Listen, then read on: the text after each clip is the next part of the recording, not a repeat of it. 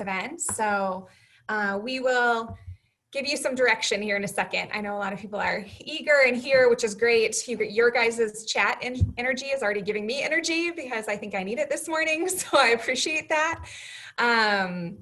Hello and welcome to the Washington Council's first ever virtual high school counselor workshop. I am Melody Ferguson. My day job is Associate Dean of Admission at Pacific Lutheran University. I'm also a proud Federal High School alum. If anyone in the room is from there, go Eagles. And currently reside and have 2 children attending the Sumner Bonnie Lake School District. So for any of you that started school this week out there, welcome. I'm here though, because I am the president-elect of the Washington Council, a volunteer board we'll tell you a little bit more about soon. But I want to actually thank my colleagues at the State Board of Community and Technical Colleges for providing the next statement to get us started. As a result of COVID-19, we all continue to adapt as best we can to our new ways of working and learning. We're now able to come together in virtual spaces from a myriad of places, all of which represent a sacred home of the First Peoples. We'd like to start the day by giving a land acknowledgement to honor the community of people who first inhabited the areas where we each reside today. We respectfully acknowledge that our virtual community resides on the ancestral lands of the First Peoples, past and present, across our state. We honor with gratitude the land itself and the Native communities that continue to demonstrate resilience and resistance in the face of efforts to separate them from their land, their culture, and each other. May our time together be spent in recognition and support of our Native brothers and sisters. So thank you for joining me in on that. And you'll get some more notes on how you might be able to do a land acknowledgement statement later from Chris, so that'll be great. As I reflect on this past spring and summer, I'm trying to think less about what we lost, what is different, and how things have changed, and instead think about what I am hopeful for. I'm trying hard to see obstacles as opportunities and think about how I can maintain hope. A day like today, where we are virtually surrounded by a community of people with similar goals, is the best way to continue to move forward. The mission of the Washington Council is that we operate for educational purposes and are organized to assist all Washington State students to access and engage in post-secondary opportunities at its member institutions. That is our common goal, and we are honored to be a part of your community. I would like to thank you for everything you do on behalf of your students. I know we all do. This is a year where you will be providing unprecedented amounts of academic support, but also emotional supports as our young people navigate this historical time where they are leading us in many ways as we navigate difficult but necessary conversations. So as we begin this unconventional workshop, I hope you find support, opportunity, community, and strong Wi-Fi. I would like to thank Jana and Megan, who you will see consistently throughout this session, for everything they did to transition this workshop to a virtual environment and to still provide you with all the updates, information, and access to the experts that you need right now. So they will be kind of emceeing the event. We want to give you some homework or, housekeeping items right up front, because we did find out on Tuesday that this type of environment is new for some people. So you are currently in what's called a Zoom webinar, not a Zoom meeting, which most of us are maybe too used to now. So in a Zoom webinar format, as an attendee, which all of you are, you don't actually get to show your face or your voice or hear your voice during this session. So you will only see what are called panelists, so the people presenting or answering questions today. So those are the people you will see. And then you will be able to communicate with us in 2 ways. One is chat, which a lot of you are already using. We'd love for that to be the place that you message people independently, or you put in things like, I saw Go Lutz. I liked that. Where you just have those moments of saying hi to people and connecting. But if you actually have a question for a panelist or for everyone, there's a Q&A function, usually down at the bottom of your screen, where you can actually post your question. Some of them we'll get to as we go because they're more housekeeping related, like did I check in? Can you tell who I am? But some of them are questions we're going to leave to the end. And for this virtual environment, we've left a significant amount of time for questions and answers because we know this format needs that. So put your questions there as you think of them, and then we'll answer them at the end. So really impressed by Jana and Megan last time getting through as many as we did. And then we will also be able to keep those questions and potentially answer them later in a follow-up email. This session is being recorded. So yes, if someone's talking too fast or you didn't. I'm glad you got that done and you're feeling better. Oh, Carl. If you don't catch something, you will get this so you can follow it up later. You'll also get everyone's slides as well. So you don't have to take pictures of the screen or anything like that. So we just wanted to kind of lay out those rules and kind of policies and procedures for a Zoom webinar before we get started, although we will remind you of those things as we go. We also want to make sure you received your email that included a link to the Washington Council Handbook online. If not, there's also a link in the chat that Jana put in there, as well as to the YouTube channel, which has all of the university and college updates, which we'll not be doing today. So those are where you can follow up on both the handbook as well as those videos that have those great updates. The videos are designed for you as counselors. They're not really designed for you to share with students, although I guess probably you could. I've watched most of them. But it is something where you can watch them, get those updates so that when you communicate with students, you have the most accurate information. At the end of this virtual presentation, we'll do Q&A, and you'll get updates from PNACAC and WASCA. So stick around for those. They're really important. And I think those are all the little notes, although Megan and Jana will definitely be able to handle anything else I forgot. So without further ado, Jana, it's your turn. Thanks, Melody. Appreciate the Zoom one-on-one. And folks, if you forget anything or have questions, please let us know. Megan and I will be managing the chat along with our colleagues here. So as we prepare and move into our first presentation, I want to welcome up Christina from Washington State Achievement Council. And so they will get their screen ready to share and then begin our presentation. So make sure you have your coffee, your tea, your water. Feel free to move around as you need to since we can't see you, but you can see us, and make sure to add your questions in the Q&A feature down below. Christina? And I just need someone to provide screen sharing in Zoom. It's not letting me share. This gives you a couple more seconds to go get that much needed coffee and tea. As you should be all set now. Okay. Awesome, thank you.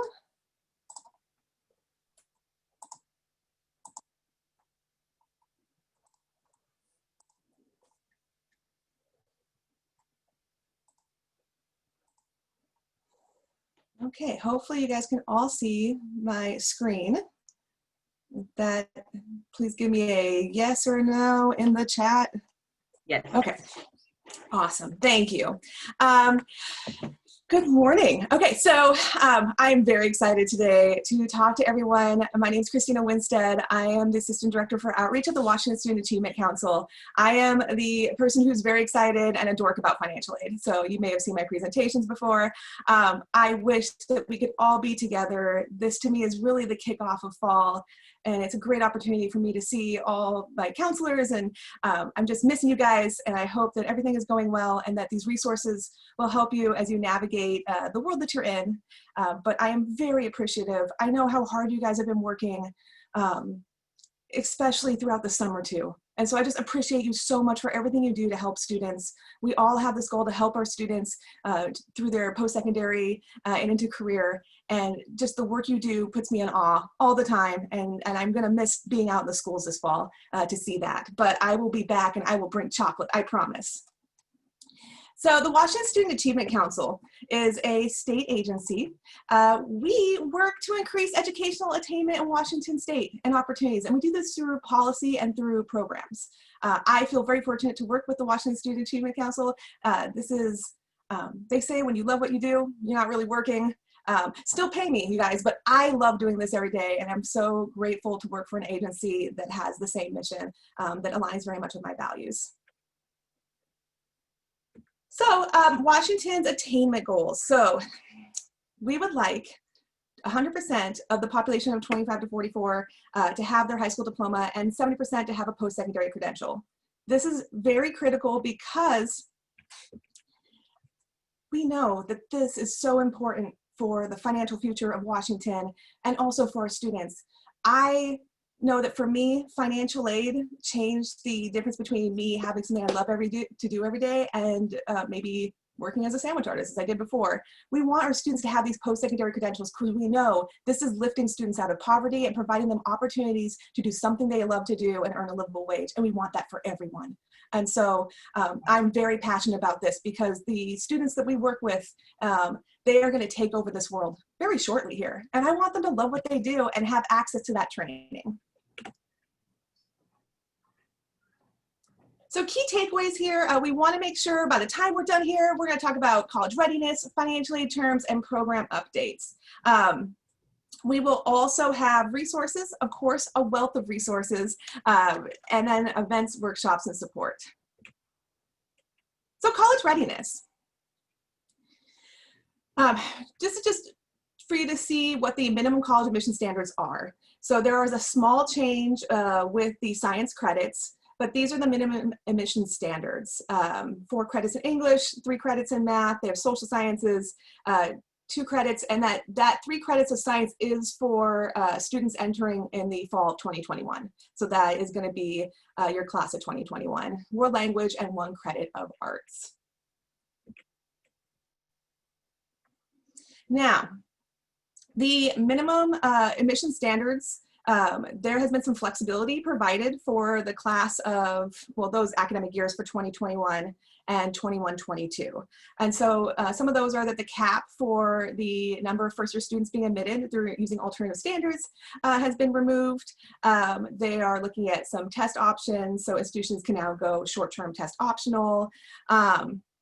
And so this is great because this is helpful for students, especially if they are concerned about what their next steps look like. It just makes it a lot easier for students and more equitable. Okay, resources. The Wisher Handbook and then our website. For those of you who have never been to a Wisher Fair, first of all, those of you who've been here before, welcome back. But if you've never been here, welcome. There's a cool resource called the Wisher Handbook. They are worth their weight in gold. Just gonna let you know right now. There's a reason that every time we would get these Wisher handbooks at the Wisher tour, like I'd write my name across the front and it would disappear within a couple days from my office. That has information about all the colleges in it, all of this information as well, all in one spot. And so that's a digital resource for you. I encourage, please go through it. I love that workbook. Like that handbook is amazing. And then our website, we have our policy information as well. Okay, dual credit. I adore dual credit because it's where I got my start in higher education.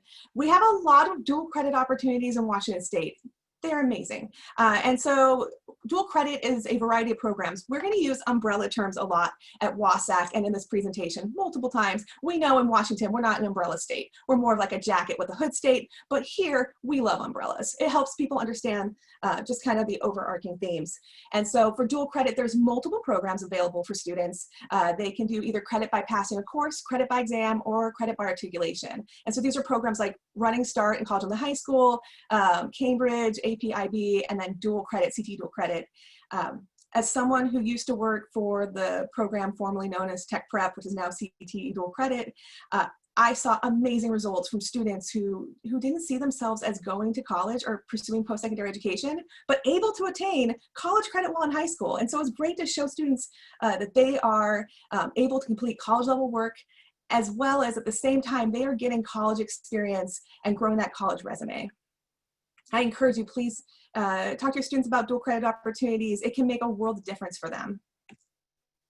And there's so many options. There's a comparison chart and then a dual credit lookup tool. I encourage you, there's not one fit for all students with dual credit. It's about each individual fit for these opportunities. And these have all been updated for this year. Okay, my favorite topic, financial aid. I promise you guys, I did not drink coffee this morning. This is just how excited I get about financial aid. We're going to talk about the umbrella topic of financial aid. We'll talk about the FAFSA and the WAFSA and the Rule of One, and then state and federal program and updates. Okay, again, another umbrella. We love them. Financial aid is an umbrella term, and we say this because financial aid is not just applying for the FAFSA or the WAFSA or just filling out some scholarships. It is about doing all the things you can to pay for your post-secondary education. And so when we look at it, we tell students we're looking at grants, scholarships, loans, and work study. We know that scholarships are typically a separate application process. So it's not kind of like I filled out my application, one and done. It's about finding all the different pockets of money so that students can find the most robust funding package for themselves. And that means utilizing multiple different funding sources in these ways, as well as pursuing scholarships. I am the most frugal person in Thurston County, maybe Western Washington. I'm willing to take challengers, and I want these students to be able to access all of these and reduce their costs so that they can pursue those without going into a lot of debt. So grants, of course, are going to be income-based. They are federal, state, and institutional. Sometimes people refer to this as free money, but I always use a little caution when we use free money because there are some reasons why a student would owe money back. So when you're messaging about grants, I encourage you to make sure also students know that there are some limitations. Scholarships, which we love and adore, and you guys have been so amazing about promoting scholarships to your students. Oh my goodness. I have been working with students across the state all summer. And I can't believe how many of them have been applying to scholarships and have found scholarships. It's awesome. And when I ask, where'd you get this? Oh, my career counselor got it for me. Oh, my counselor got it for me. So you guys are amazing. And they may not sing your praises to your face, but they sing your praises to me. And so I just appreciate the work you've been doing with them on scholarships and everything else. Loans, we know this is where it's like, we want to make sure students kind of make sure they assess all the loans and all of their cost of attendance before taking out loans, and reminding students that they don't have to take out every loan that's offered to them. And then work study. This one, students see the two words work and study together and they think this is a big bummer. But I know with all of us out here in this presentation, some of you have done work study and it's amazing. Let's not kid ourselves. Think about it right now. How awesome was that work study experience that you had? We want students to have these opportunities.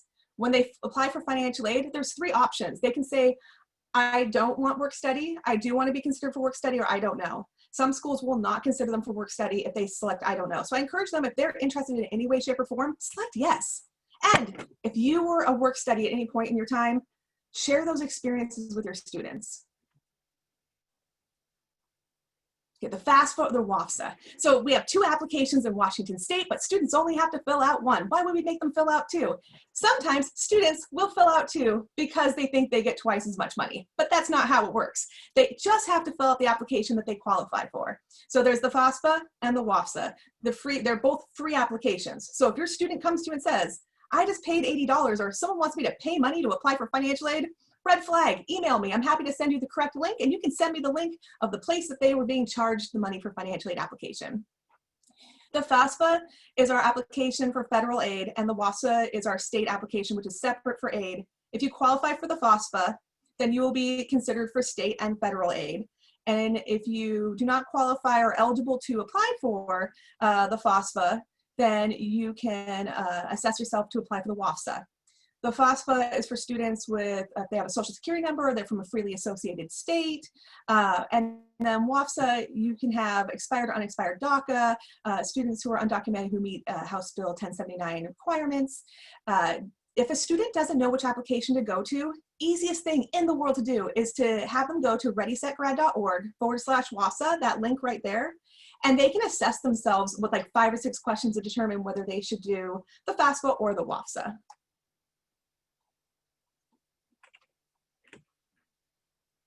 No matter which application they do, they're both going to come out October 1st. So October 1st is the kickoff for the financial aid season. October is my favorite month, not just because it's Sarah Weiss's birthday, not just because it is October, but it's financial aid. It means that students can start applying and we can really start getting students this post-secondary funding. They're going to use their 2019 taxes for this year, and they're going to fill out the 2021-2022 FAFSA or WAFSA. Now, seems super futuristic, but that's the year they need to fill out if they're going to college next year. If they fill out the 2021, they have filled out this year's application for financial aid, and they'll need to redo their senior, the one for the correct year. So I always tell schools, think of it this way. When things start getting pumpkin spice and everything nice out there, so you start seeing all the signs that are of fall, for me, those are all the signs that also it's financial aid season. So as soon as Starbucks gets that pumpkin spice latte out, I am ready for financial aid. And I encourage you to kind of think of it that way. You'll never forget it.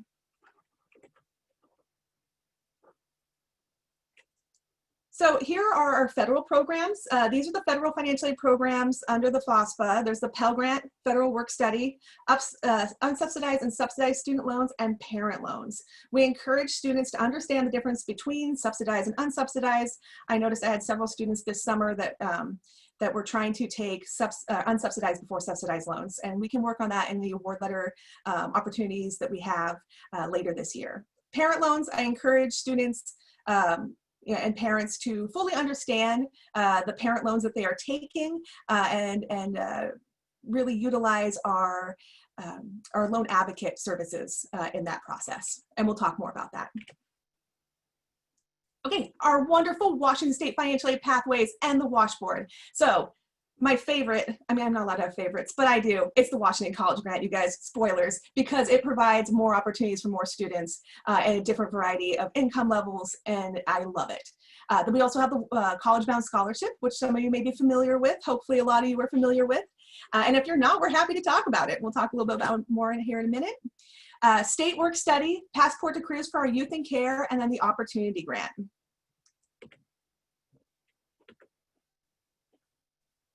And the Washboard it's our scholarship warehouse where you build a profile and it matches you to scholarships. It's what I affectionately call the eHarmony of scholarships, except for it might be a little better than eHarmony because the scholarships are vetted.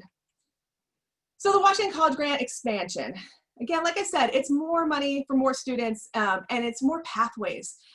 So what I love about the Washington College Grant is providing opportunities for students, especially when it comes to apprenticeships.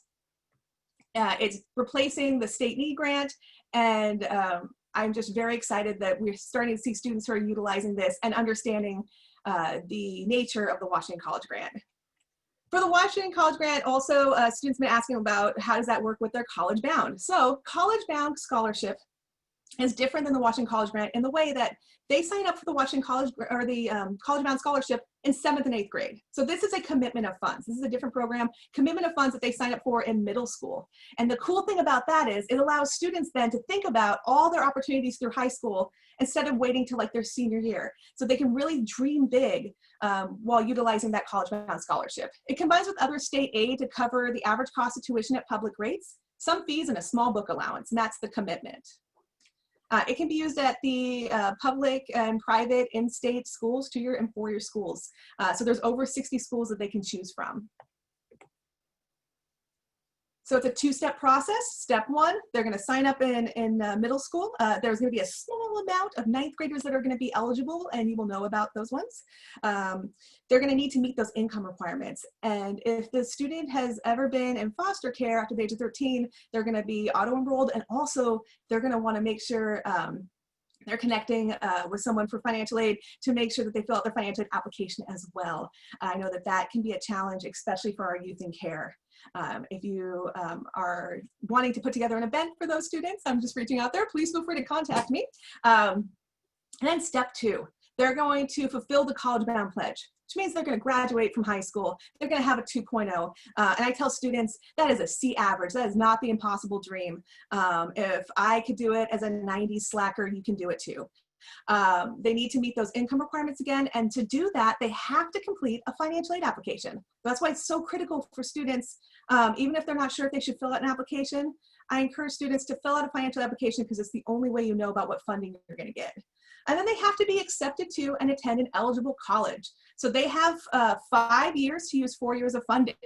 And so they have 1 year to attend college. So if you have students who are taking a gap year, it's a great time to talk to them about building a plan so they know that they're enrolled the following year. As we know, gap years can turn into gap decades real easy. It happens, and we want to make sure they have a plan by either enrolling at a school and deferring enrollment to the following year, or at least getting admitted to a school mid-year so that they're ready to start the next year. So limited 9th grade sign up. So some ninth graders, very small amount, Washington State, about 1,000 to 1,500, are eligible for College Bound. You can get pre-populated applications in the WASAC portal, and then staff can also add addresses in. And the new FERPL data will be available in late October. So I know that for some people are going to their portals, I'm like, I don't see a whole lot. You'll see an upload later, especially with the FAFSA completion portal. You won't see anything until October 1st.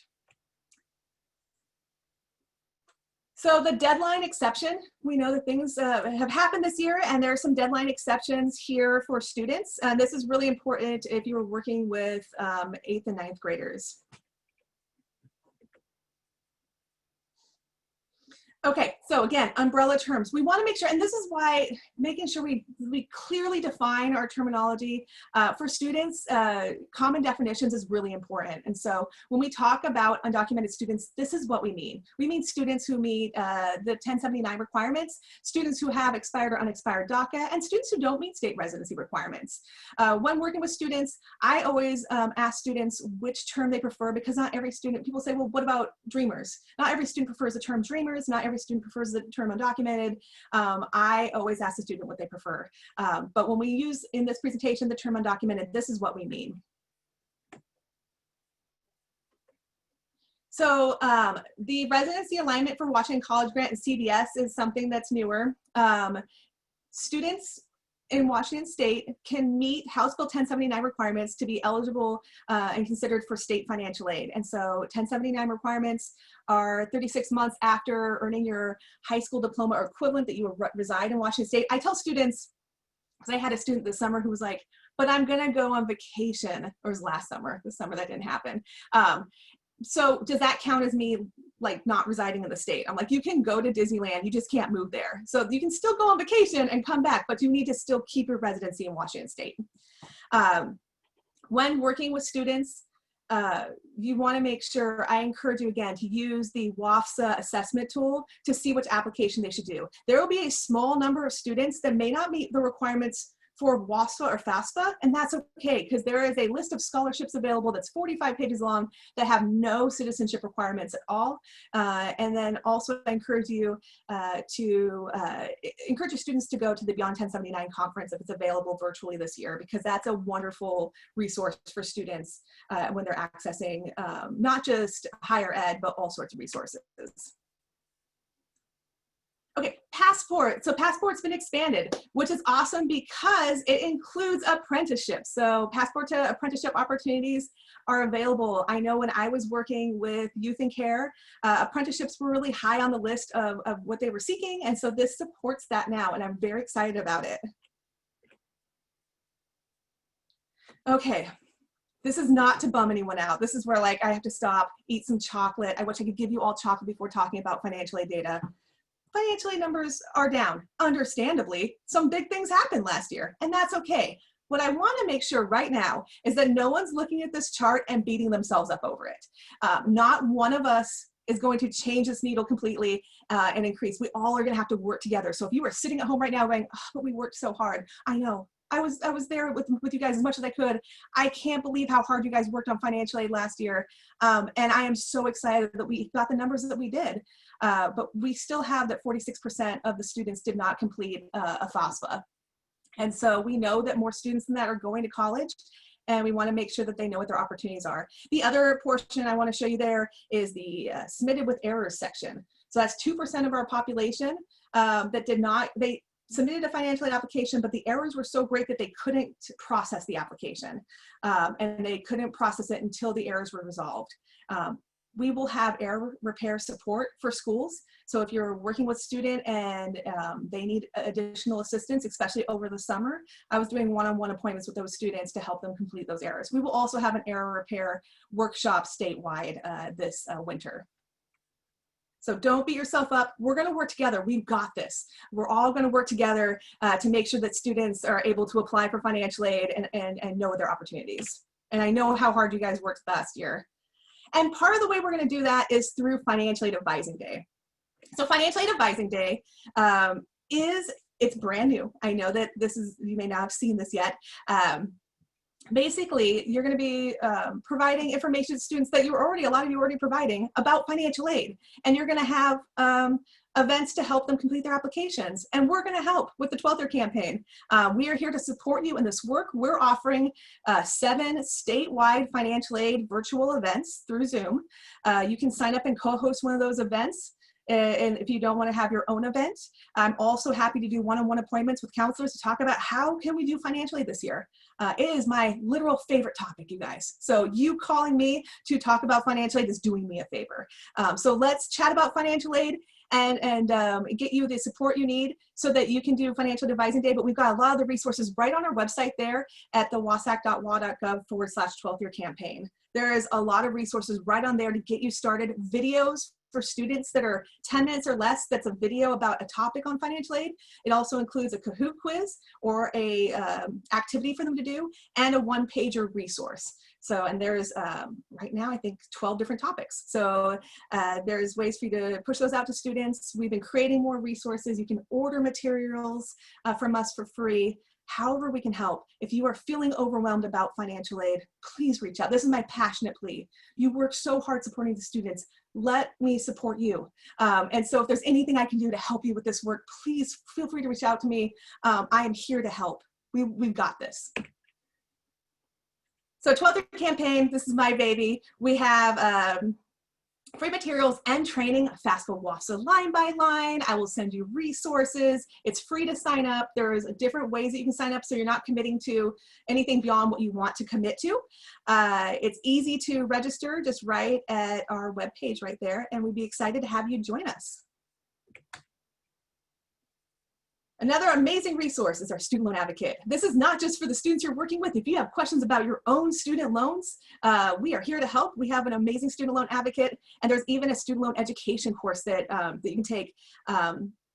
And so students can do preparing for school, understanding loans. I really encourage understanding loans. I'm still hearing misconceptions about loans out there.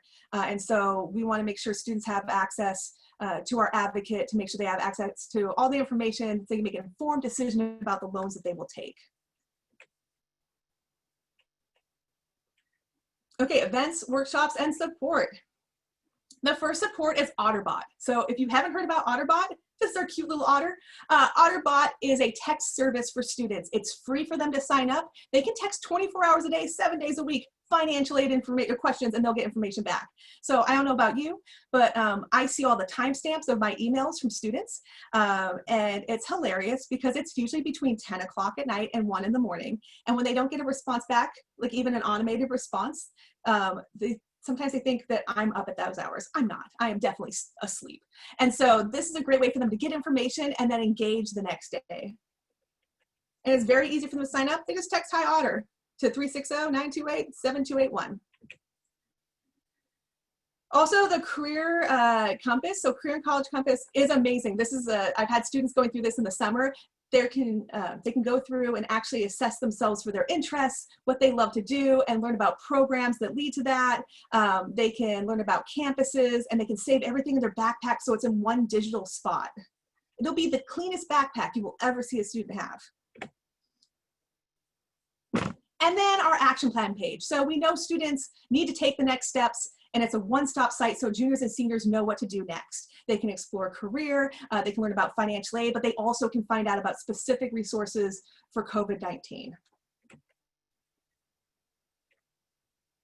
And then if you want to learn more about Financial Aid Advising Day, I encourage you to join us on the Wednesday webinar. We partner with OSPI. It's one of my favorite things to do with Kim. And so we will be doing a webinar on Financial Aid Advising Day here on September 23rd. And so you can sign up for that, and you can register through PD Enroller for clock hours.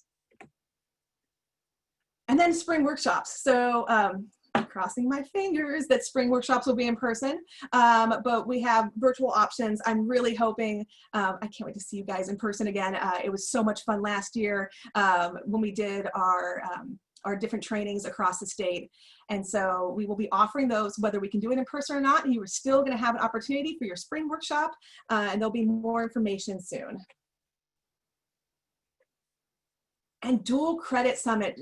So now we have our virtual series for Dual Credit Summit in the fall, and there will be workshops listed here that you guys can go to, that you can actually sign up for. And so this is a great way to understand the different programs. I know I'm attending some of these just for fun. It's really interesting to learn about how dual credit can support our students. And finally, the key to success, the key to everything. This is the key that we can send you to help support you with your financial aid, admissions, and your post-secondary work. Those of you who have the key from before, those of you who are familiar with the key, you know, me, the locksmith's daughter who passed them out last year, the key itself that you have is updatable, so you won't need an extra one. If you lost your key, the key ran away, it's in a different classroom now, you never got a key, you can request one right online from us. And in the next week or two, I will pop in the mail in a safety orange mailer for you, and you'll get your key. This key, when you plug it in, you will register it, and then we will email you when there's updates, and you plug the key in and it automatically updates the information for you. Your resources will be available on here. I like to have it so that it's just an easy grab and go tool. A lot of people just put it right on their lanyards, and we love having them and love having the opportunity to give them to you. So if you haven't gotten a key, get your key to success. And with that, I'm going to pass it off to Jana. Or me.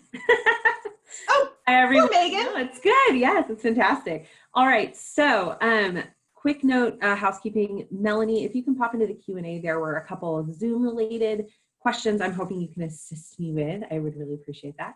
And folks, our next speaker is the famous Kim from OSPI with some extremely important updates for you, and I will kick it right off to her. So welcome, Kim.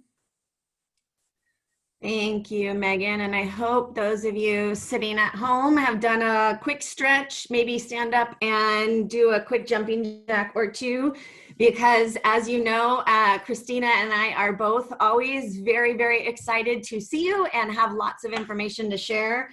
And it's a little hard to follow in her footsteps, but I will do the best I can. So thank you, Christina, for sharing all the great information from WASAC. So welcome to this year's Wisher Tour. And as many of you may know, I am a super big Brene Brown fangirl. And so I am going to be weaving my theme through this year's workshop of connection. I imagine most of you have been deeply worried and concerned about how to do that with your students this year, given our current circumstances. So want to just remind everybody that we thrive and we build our buckets up when we connect with each other, and I derive so much strength and sustenance from you all. So I may not get my bucket filled today, but hopefully it'll get a boost like it did Tuesday just by being here with you. And so thank you for making time to join us this morning and to connect with the Wisher Tour. So we're really happy you're here. Now, one of the things that I know is problematic this year is just how to go through this whole entire college readiness process virtually. I know it's put a lot of anxiety in people's hearts. And so my first opportunity for you to just take a second to interact with us is to put one word in the chat. When this popped up, did you think about a senior? Did you think about your staff or yourself, or maybe both? So take a minute and just give me a little bit of an indication of where you're seeing the most anxiety and stress about this particular process. Gives me an idea of where we're at together as a team. Okay, I'm seeing lots of boths, lots of boths. Okay, that's very happily, and yes, families as well. So thank you for giving me that little bit of an indication of where everyone is at. One of the things I know we've all got to be mindful about is how we are coping with our own stresses as much as we are helping those we are serving to cope with theirs. And so while this is often the place I find myself in when I get really overwhelmed, which is to just sit on the couch and binge some Netflix and try to ignore it all, as you guys can probably relate to, that helps in the short term, but certainly doesn't get my work done. So I am really hoping all of you are coming up with some self-care strategies that are working for you, things you can communicate with your students and your families, as well as with your staffs and your own families at home. I know there's just a lot to be balancing right now in your life, and know that we're all here to help you. We want to support you in the work that you're doing because we know how critical it is to be making sure all of our students have that opportunity to move on from our high schools, ready for some meaningful first steps. So just know we're here. We're going to help you through this and really find that you're making that time. I have a colleague who just this week started a Zumba, Z-O-O-M-B-A class for some of us in my division. So every morning at 9 o'clock, I'm missing it this morning, but we get on and there's 6 of us that are doing it, and we each bring one exercise to the Zoom. We'd go for about 6 or 7 minutes is all, but it has been so fun, and just this really lovely space. Takes just a few minutes where we get physical, we get our brains energized going again, and laugh with each other. So I encourage you to find those options. And then just that reminder too, that if your cup isn't full, if your air mask isn't on, we can't help those that we are tasked with supporting. So whatever it takes to fill your cup each day, please find those strategies. And now if you need to go to the bathroom or you're like desperate for that second cup of coffee, please go take the time to do that. I don't know you're leaving, it's all good, but I'm gonna move into the bulk of the presentation, hopefully modeling for you that whole idea of connection and self-care before content. So my name is Kim Rakedahl. For those of you who I haven't met yet, I am your OSPI support staff for school counseling, and it is my job to try to help you in any way possible. So please make sure you reach out to me when you have questions or concerns or things that I can try to help you with. And just know that today's task and part of the role that we have in this career and college readiness space together is to figure out ways to provide our students with that hope for their future when we are in such uncertain times. I know it's an added layer of challenge to figure out ways to do that, but you've got lots of resources on the call today, lots of folks here to help you, so let us know what you need. So since Melody already did such a wonderful land acknowledgement, I just want to point out to you that I am coming to you from the ancestral tribal lands from the Squaxin Island tribe here in Olympia. And what's on the slide that you may want to think about are some links to finding out what is the tribe closest to your school district. And then the tribe map actually has the email of the tribe that may be closest to you. The reason we give you that information is because if you want to also start adding a land acknowledgement to your presentations as a way of increasing equity in your particular work, it is really helpful and important to reach out to the tribes and to work with them together as a district to determine what that land acknowledgement says. So go to those links, have your district reach out to the tribes. It's been a really nice addition to the equity work we've been doing at OSPI, and I encourage you to think about doing that. I also wanted to just connect you with some of the reality that we're experiencing right now in our wildfire emergencies that have impacted so many of our families. I also linked you here to some resources that are specifically for families who have experienced the trauma of losing a home or being in the middle of wildfires. If you need that, it is here for you and also in the chat. And then last but not least, I want to take a moment just to acknowledge the definite trauma that has been experiencing in our country and continues to be front and center through the Black Lives Movement and much of our daily news around our communities of color, especially those who identify as Black or African American.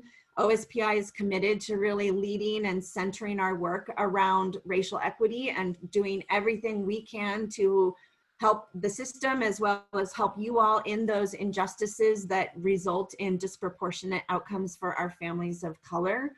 Want to just offer a quick moment for us to take in all of these acknowledgements, have a moment to reflect on the ways in which we are working to support each and every one of our students. And if there's anything that you would like to acknowledge from this part of the presentation, please feel free to do so in the chat. And then also, as we move forward, OSPI is inviting all of you to hold us accountable and partner with us in doing the best that we can to bring the voice of equity and anti-racism to our work.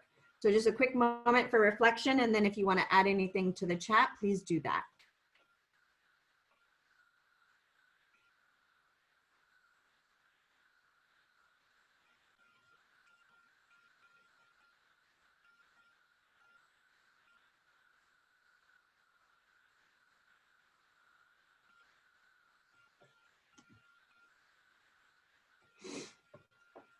Okay, it's a quick reflection this morning because I have got to stay on time, but hopefully that gave you a moment to take a couple deep breaths because I know Christina and I throw a lot at you in a short amount of time. So thank you for the acknowledgement in the chat. I do appreciate that very much. So you're going to continue to hear some of these themes in OSPI's work and specifically in my conversation with you this morning. We really are in this particular presentation obviously focused on the part of our vision that has to do with post-secondary pathways and specifically our college options.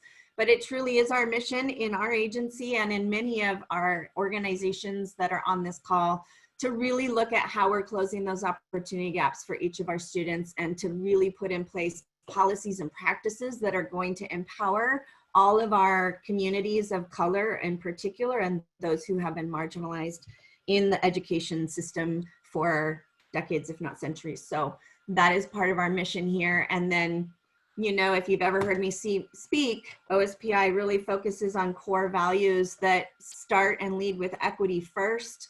We're here to collaborate with you and provide service to you, always trying to do that with the spirit of continuous improvement. No shame or blame here. We're all trying to get better at what we do.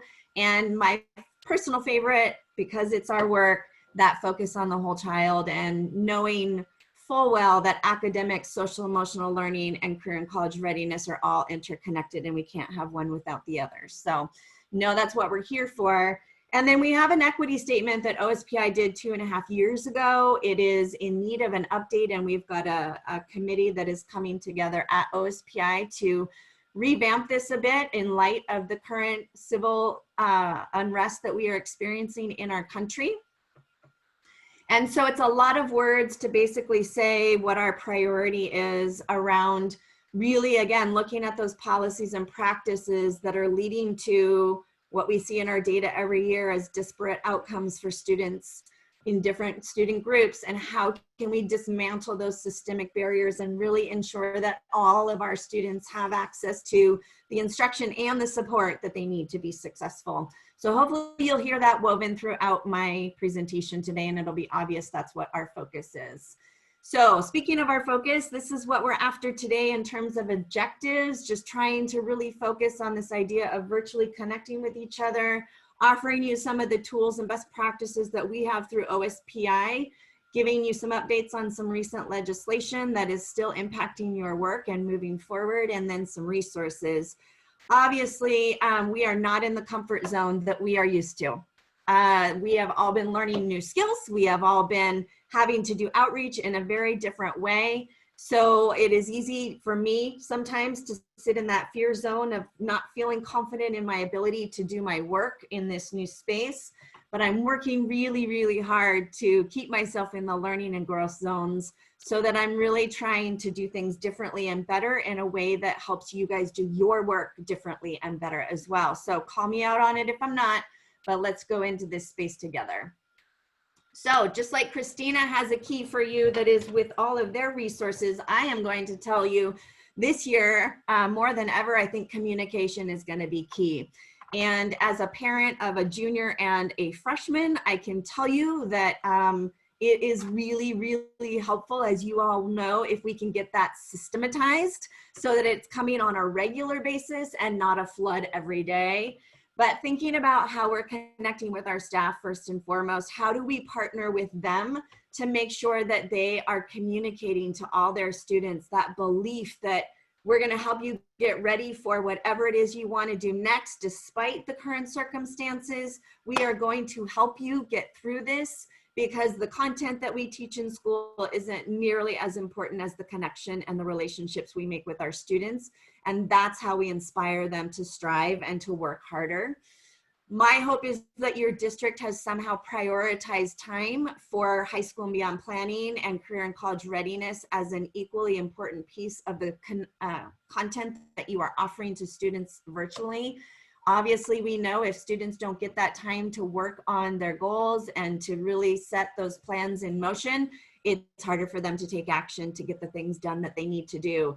My district has got every Wednesday morning is they're spending time on Naviance in their high school and beyond plan. I'm loving it.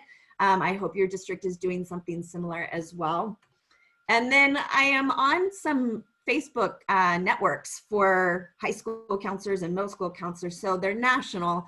I never know exactly for sure where the folks are coming from when they put their comments on. But I've seen some counselors saying, help y'all, what should I be doing? My district doesn't give me any direction. If nothing else, once you've gotten all those schedule changes done and your new students and freshman students hopefully connected to the school, I know our attention always turned to seniors this time of year. That's why the Wisher Tour is such a well-timed event. So really figuring out ways to make sure you're connecting with each one of those kiddos to look at what is their plan for after high school, what kind of supports do they need from you, and putting that system in place to get them through this process is going to be really a key piece of the work this year. Because we know, and I push this Rita Pearson video all the time just because it's inspiring, and so when I need to pick me up, I find it works for me. But that idea that we've got to make sure every student has found their champion in our schools. I know it's often you, but if not, how can we make sure that every student's getting connected with?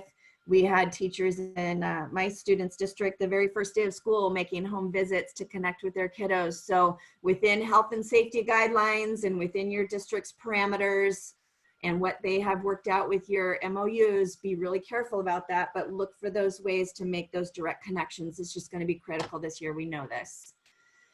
So speaking of connection, we have some new resources and updates for you around graduation pathways. I know that this is a stress and a concern this year, given that we have had so little access to most of the exam-based options that have been in place and were added onto with House Bill 1599.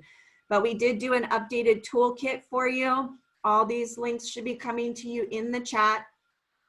So in addition to a new toolkit, we also updated the one-pager that's just a nice handout for your families, your students, your staff, on what the 8 options are now for graduation pathways. Remember last year when this was all brand new and it was really overwhelming at the Wisher Tour, I asked you to take that word alternative to the assessment and to tuck it away in your long-term file storage in your brain and lock it up. Please do that. Again, remember, the SBA is no longer required to graduate. It is one of 8 options that students can meet in order to show their readiness to move on to a meaningful first option after high school. So in addition, we've been building a list of Cte course sequences that districts have been approving at the local level. These are course sequences that have crossed over paths or crossed over program areas, excuse me. So there are 6 CTE program areas. When your district creates those sequences within the same program area, you approve that locally. But if you want to cross over those program areas, you got to have OSPI approval. Well, we have a whole growing list of districts who have had their cross-program sequences approved. Now you can encourage your CTE director to go in and look to see what you might be able to piggyback on and just inform OSPI, we're going to use North Thurston sequence here. You don't have to go through the approval process. It's just a notification process and you can continue to build those options. I know it's challenging right now with the lack of in-person instruction. Some of our CTE programs are really struggling. But keep in mind, this is a growing and building opportunity as we continue to move forward with these pathways. We always need to be looking for ways to increase those options. For the ASVAB this year, the score is still 31, hasn't changed. Please remember that the ASVAB is a gateway only really for the military. It is not required as an entrance requirement for any of the other post-high school options. So we would anticipate that any student using an ASVAB score would likely be using that for some kind of career interest that can be met through military preparation. So please keep that in mind. I know it's been a challenge to find pathways that work, and that one's an easy default because it's free and it can be offered in your schools within health and safety guidelines again. And I know there's some work being done to see if it can be done online. And I haven't got confirmation on whether or not yet that's an option, but know that that is for essentially students wanting to go into a military pathway. There is still a certificate of individual achievement this year for our students with disabilities. This is supposed to sunset this year with the class of 21, but we do still have it. Know that right now there is no access to an expedited assessment appeal or EAA waiver for the class of 21. That did in statute end with the class of 2020, but the State Board of Education is putting forward some bill language to try to gain statutory authority for waivers again this year should we need them. It is not something we should bank on at this point in the game, but do know that that is something that will have to be a legislated change. And you guys know the legislature doesn't start until January. And so obviously by then we will have a little bit clearer idea of whether or not our schools are still remote, how much of an impact are we seeing on the senior class. And just remember that your voice at the local level with your own elected officials is more powerful than any agency's advocacy at the state level. So as you are seeing need, please make sure you're communicating that in your local area and having those conversations with your local officials, including your school board, so that they can be advocates on your behalf as well and really elevate those advocacy skills you have. I know you've got them. And then for Running Start specifically, the form was updated for that digital signature issue. If that's still a problem, I know most of our colleges haven't started yet, so you may still see students making that switch at this point in the game if that's allowed within your school policy. So know the form is updated. And just a reminder, we did put flexibility in place for students to exceed that 1.2 FTE in the fall quarter or fall semester because of the changes in bell schedules that were made when we went to hybrid and remote options. That is still, though, a 1.2 FTE average annual rate. And so unless that changes, we may see that need to make those adjustments for winter and or spring quarter. But our partners in higher ed and K-12 are still coming together to work on some more guidance for that should be coming soon. So keep an eye out for that. And then last but not least, the State Board of Ed is your agency that is tasked with oversight for graduation requirements. And so they are the ones you will want to contact if you have feedback about changes that you see needing to happen with maybe new pathways to add or that advocacy piece around getting some additional flexibility support this year. Please use the email inbox that I provided here for you so you can get that feedback to the right place, and they will be carrying that message to the legislature as they have been tasked to do. You already saw the graphic, but I want to point out just one anomaly in the dates on the left-hand side. November 11th is Veterans Day. We will all be taking a much needed day off by then. So they did switch that one Wednesday webinar to a Tuesday. But again, these are all options for you when you register. The link is in the chat and you will be given access to all of these. You certainly don't have to make them all if you can't, but they will be there for you. Jason Boatwright, who's been helping me with the links in the chat this morning. Thank you, Jason. He is our supervisor for dual credit. He's built a really fantastic SharePoint site where all of this information is going to be housed for you. You will get access to that when you register. And then I also linked you here on this page to OSPI's recent dual credit and post-secondary planning guidance that is posted on our website. It is linked here on this slide and will also be in the chat. That is our most recent guidance that was done in collaboration with many of the people on this call, our partners in higher ed and in other agencies and organizations, to give you some of that guidance about how those options can be utilized in this different situation that we're in with COVID. So I hope you will check that out. It's also in the chat.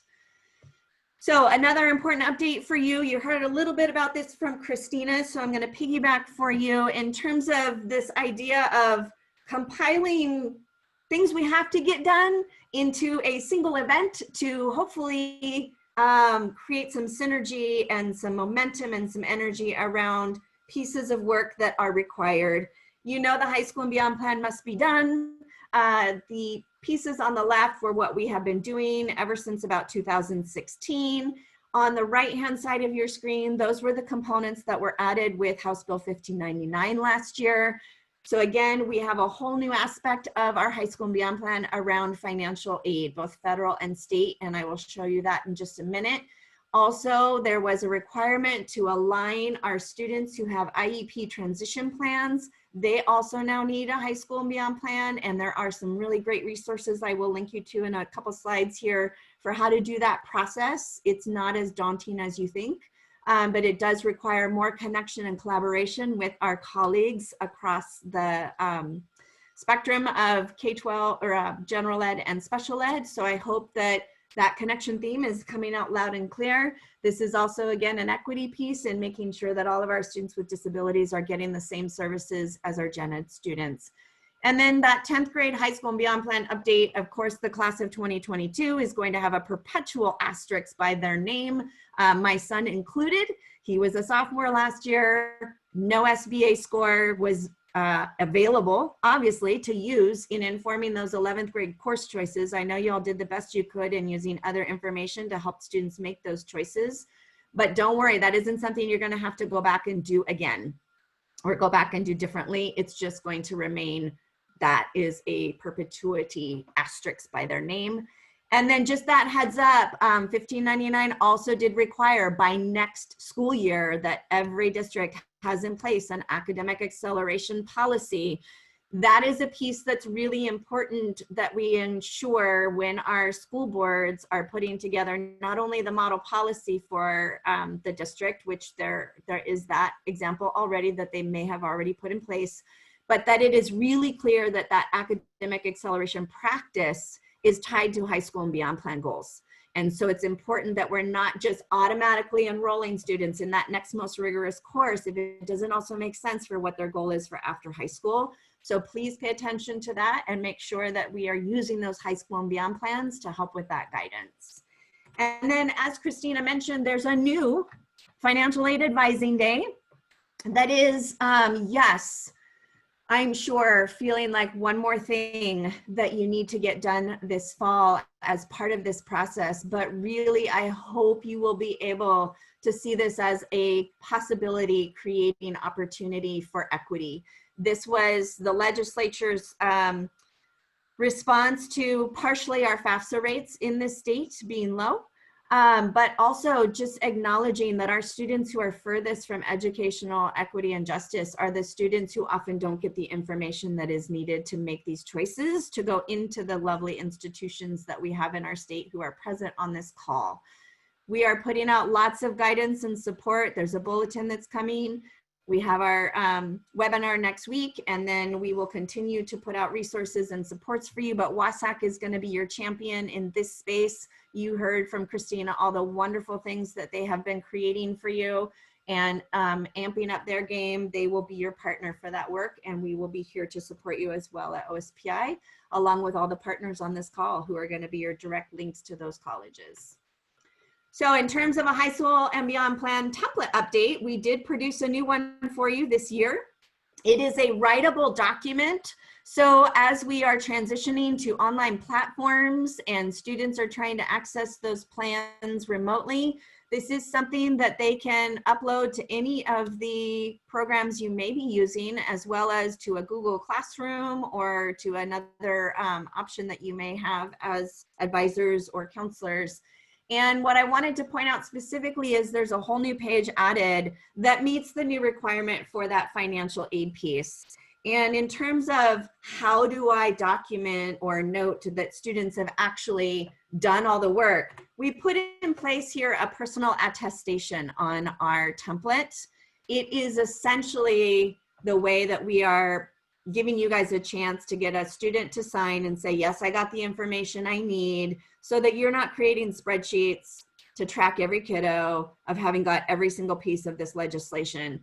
That is an administrative nightmare. It is not a good use of your time or anyone's time, really. So using a personal attestation, it gives you the chance at that local level to say, hey, the student says they got what they needed. We've done our due diligence to provide the information. That's as good as we're going to get. Remember, this is meant to be helpful for students, not a huge burden on you all. And then when we talk about equity and connecting those students with IEP transition plans in their high school and beyond plan, this is just a little bit of a side-by-side to show you some of the similarities that are also differences in the way that an IEP transition plan aligns with the high school and beyond plan requirements. They have different starting points, but they are team generated versus student generated. All of them are updated yearly and reviewed as a high school and beyond plan should be. So should an IEP transition plan be.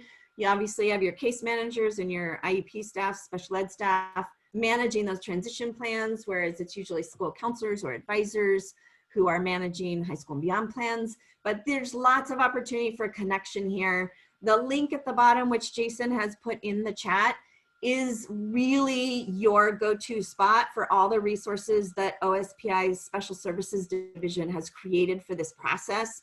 There are some exemplars that they will be posting, some best practices and samples of what it can look like for you to do that alignment piece, some checklists and really handy tools for you to figure out how to align those supports if you haven't already been doing that work in your career and college readiness advising. And then just a reminder that this is the year, according to 1599, where all districts are supposed to be providing access to an online high school and beyond plan platform. It does not mean that you have to use it, but it has to be accessible. The bulletin gives you an idea of some of those details, but this chart shows you the vendors that we worked with and how aligned they were to the requirements that are in statute. The one thing that really mucked them up the most is the thing we wanted the most, that takes the most time, and that is the transferability from one vendor to the next of those resources from a high school and beyond plan in Naviance to a high school and beyond plan in Voice or Zello. Those are the pieces we're continuing to work with them on so that those mobile students have an easier time transmitting that information, because we know it can be so powerful to use it. So obviously this year with online connections with students, we may not be physically present with them to work with them on their planning and all these processes for getting ready for college, but we can still get them connected to opportunities. So many of our colleges are offering virtual tours. Here's a great way to go into those high school and beyond plans and make sure those students who have a college saved get invited or notified about those virtual tours and opportunities in their day so they can connect and see those virtual tours and at least get an idea of what it means to be a Coug. Go Jenny Morgan, had to say it. If you also are getting scholarship notices, as you always do, that's another great thing you can send out remotely and virtually to your students to give them those links. Let them know this looks like a good match for you based on your high school and beyond plan. Contact me if you need help. Here's the link. Let me know what you need. So I just want to encourage us to use those opportunities to really engage our students in this process, because we've got to get them thinking about their future and the hope that they have for it through the ways that we can access them. I know many of you are also stressing about connecting with families that aren't engaging. This is a really great resource that was developed by a person out of state, but she has shared it with OSPI. We sent it out in our newsletter this month.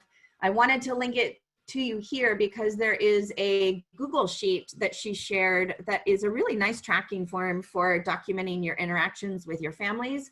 Again, depending on what your district is allowing you to do, this may or may not be helpful, but I wanted to give you that access.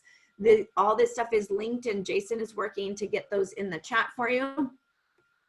And then Gear Up, if you haven't taken advantage of those resources yet, Beth Kelly over at WASAC is a rock star in providing those college access and preparation resources. She just redid all her newsletters, her family newsletters. So I've linked those for you here. Every month, different content, all grade levels, 7 through 12. Those are really great options for you to just send out to families in your system of communication. And then ReadyWA has always been a really amazing partner for us as well. They have some resources around high school and beyond plans that, even though it may feel a little late for your senior, they have some great kind of conversation starter type stuff and quick videos that your families could look at. You could send them to them, work them into your family nights if you want to get those parents realizing how they can have those conversations with their students as well. And then college connections, you're going to have access to a lot of staff later this morning to ask some of these questions of them, but it may be needed this year to provide more direct connections between our students and college staff that can be supportive of them in the process of getting admitted and connected to resources that are there. And then obviously you may be having a little bit more impetus to track your information that you are sending in just in case. I know we always did that normally, but now with things being all virtual, tracking those pieces of information so you can confirm for colleges that things were sent in case something gets missed is really key. And then depending on your community, again, you may have more or less access to community connections, but really looking for ways to partner with your faith-based communities, with your businesses, with your local families to add to those elements of support for students in this space of career and college readiness is going to be really key this year, because there's so much burden on our school staff right now to be doing this work. Look for those ways to get help and to find connection with your local community or nearby community in ways that can engage your students in spaces that they have some expertise to share and can take some of that load off of you. So just some questions for you to reflect on as we wrap this up and I go into my resources about keeping equity at the center of what you're doing this year and really looking for the ways to support the students who have the least amount of access to resource and home level support. What can we do to make sure we're connecting and communicating with them is really important question to be asking yourself. So as far as additional resources, these are all links for you. I did not ask Jason to put all of these in the chat, but when you get access to this slide deck, you just have to hover over any of these boxes and it will link you directly to the source. You'll be hearing about the PNACAC virtual college fairs. The registration opened up Tuesday, so you can get registered for those. Send that link out to your families so students can register for those opportunities. Have some more counseling, broader counseling related resources for you here, as well as specific things to college admissions. I hope you'll take the time to go take a look at a few of these things. They were the best things I could find in preparing for this presentation, because there is not a lot out there yet that has really been adapted for online and virtual connections. So some of this will still take some adaptation, but I hope it's helpful for you. And again, looking at ways to utilize what's already out there to help you in this work. And then as always, we have webinar series that we invite you to sign up for. Our GATE equity webinars started in August with attendance. We did school climate and had some really great webinars in the last 2 months already posted on our YouTube channel. This month, we have change management and multi-tiered systems of support on deck for your learning and enjoyment. And then the OSBI WASAC Wednesday webinar, that is next week. So I hope you will get signed up. Our WASAC family is going to go into even more depth than Christina went into this morning on the whole financial aid process. And all these things will be linked for you in this webinar, as well as what Jason's able to get in the chat. This, if you want to go back and look at it, are the themes that are coming up for our monthly GATE webinars as we go through the school year. So I encourage you to take a look and see what's coming and find out what you want to know. When you sign up for the whole series. But again, if you don't make it, you don't make it. You can always circle back and watch the YouTube video recording. You have to participate live, though, synchronously if you want the clock hours. So just be aware of that. And then as far as getting access to all the things we send out through OSPI, here's your best option. Jason just put the link in the chat that takes you to this webpage. I encourage you to look for the OSSI newsletter and resources in our email section. You've got a whole slew of options of things you can sign up for, but I know inboxes get overloaded. The OSSI newsletter is how all of our school counseling stuff goes out once a month. And you can sign up for our YouTube channel. That again is where we're posting all of our webinars and trainings once they're done. And I encourage you to go to those. And then this last slide is really just a response to some questions that came up on Tuesday about advocacy for school counselors. You're going to hear from WASCA later this morning. They are your professional organization that of course is out there fighting for you every day. OSPI had more money for school counselors in the budget, and it was cut as part of the COVID reductions. So unfortunately, we didn't get that done, but I'll let Waska share out with you the other work that they led this last session and what they're going in to be doing for you moving forward. But please remember, your district is allocated a 1 to 236 ratio for high school counselors right now. This is something that not a lot of districts have chosen to use the money this way, but it is available. And so I encourage you to reach out to your partners at WASCA for some ideas on how to advocate for that. And last but not least, again, my contact information, I'm here for you. I appreciate the extra few minutes, Jana. Thank you for that. And just remember, we can do hard things because we can do it together, and we are here to support you. So reach out when you need help. That's what we're here for. Thanks for your time, everybody. Deep breath now. Thank you, Kim. Appreciate your updates and all the information. Folks, I see there's a lot of Q&A for Kim, and please keep those coming for our live Q&A later. Now I'd like to introduce and bring on my colleagues from State Board of Community and Technical Colleges, and I will hand it over to you to present next. Great, just checking to see with everybody if you're looking at the right screen. Yes, you're set. Wonderful. Good morning, everybody. And much like what Kim just mentioned, do what you need to do to get some blood rolling, do a handstand, do some lunges, do whatever. I can't see you, so you have the opportunity to do whatever it is that works best for you. So good morning. My name is Ha Nguyen, and I am a policy associate for policy associate in the Ed Division for the State Board for Community Tech Colleges, which is what I lovingly refer to as the mothership to the 34 community tech colleges across our state. Thank you for this space together, and I know I speak on behalf of my colleague here with me today that we are thrilled to be here with you, and I'd like to give her a minute to introduce herself as well. Hi, everyone. I'm Jamie Troget, Policy Associate with the State Board for Community and Technical Colleges, and I'm also your new contact for pretty much anything dual credit. And I'm really happy to be here. Thank you. So much like OSPI's focus that was integrated throughout her presentation, we'd like to take a minute to set the context in which we go about our work at what we call the State Board, SBCTC. So many of us have been heartbroken over the horrific acts of violence on our Black brothers and sisters amidst a global health crisis and economic depression that has disproportionately attacked our Black, Brown, and Native communities and increased the anti-Asian sentiment of our refugee immigrant populations. It's been a trifecta of global proportions in which our communities of color will struggle to recover from for years to come. But it has also increased our system's urgency to take bold action steps in supporting our students of color. So in the last year, State Board has worked extensively on building a new system vision to help guide our own agency and the 34 colleges. It is bold, reflective, and responsive to the needs of our communities and focused on dismantling systemic racism as it's rooted throughout our established ways of doing. I'd like to take a minute to share that vision with all of you and to give you a sense of our commitment and who we strive to be as a system. Leading with racial equity, our colleges maximize student potential and transform lives within a culture of belonging that advances racial, social, and economic justice in service to our diverse communities. Thank you, Ha.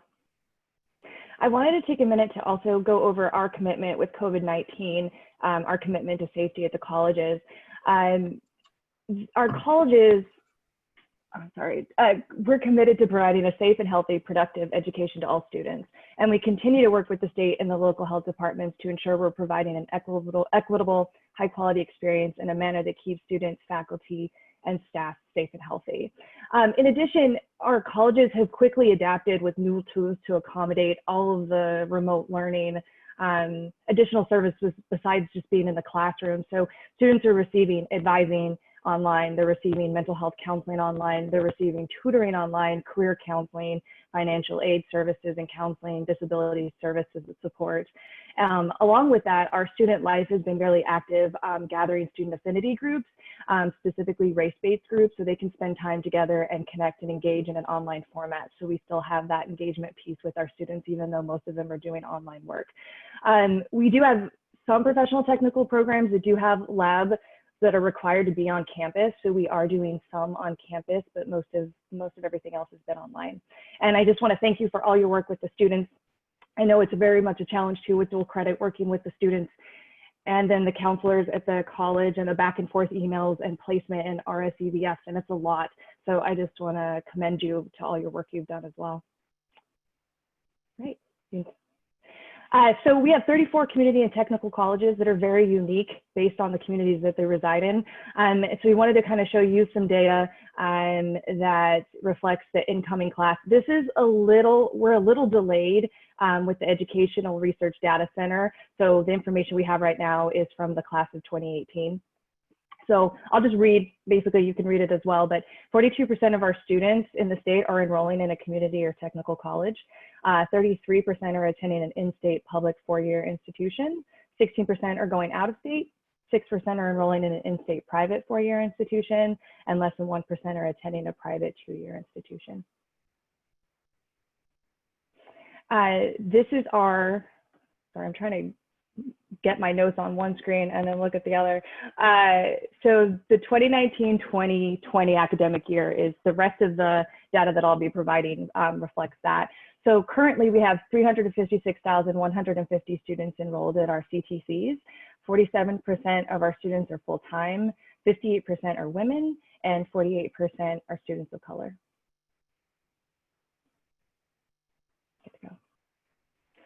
And then just a few college facts. We've got our demographics, but then we just also kind of broke down some of basically the big programs that our CTC are seeing with students. So you'll see the biggest one is 48% is the workforce education, 35% is our academic and transfer, so transferring to the four-year institutions, 10% is basic skills, and then 7% are other programs that we have. And then on the other end of it, you can see race, ethnicity. Again, 48% are students of color, and then you can see it disaggregated there. If you're one to add it all up, it will be above 100. That's because there are students that identify with more than one race.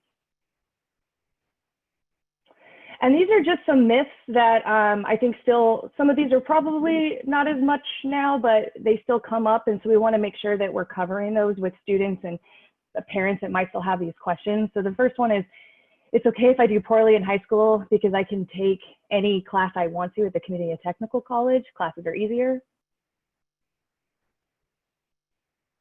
But the fact is, open access simply means colleges offer the opportunity for all students to move into post-secondary.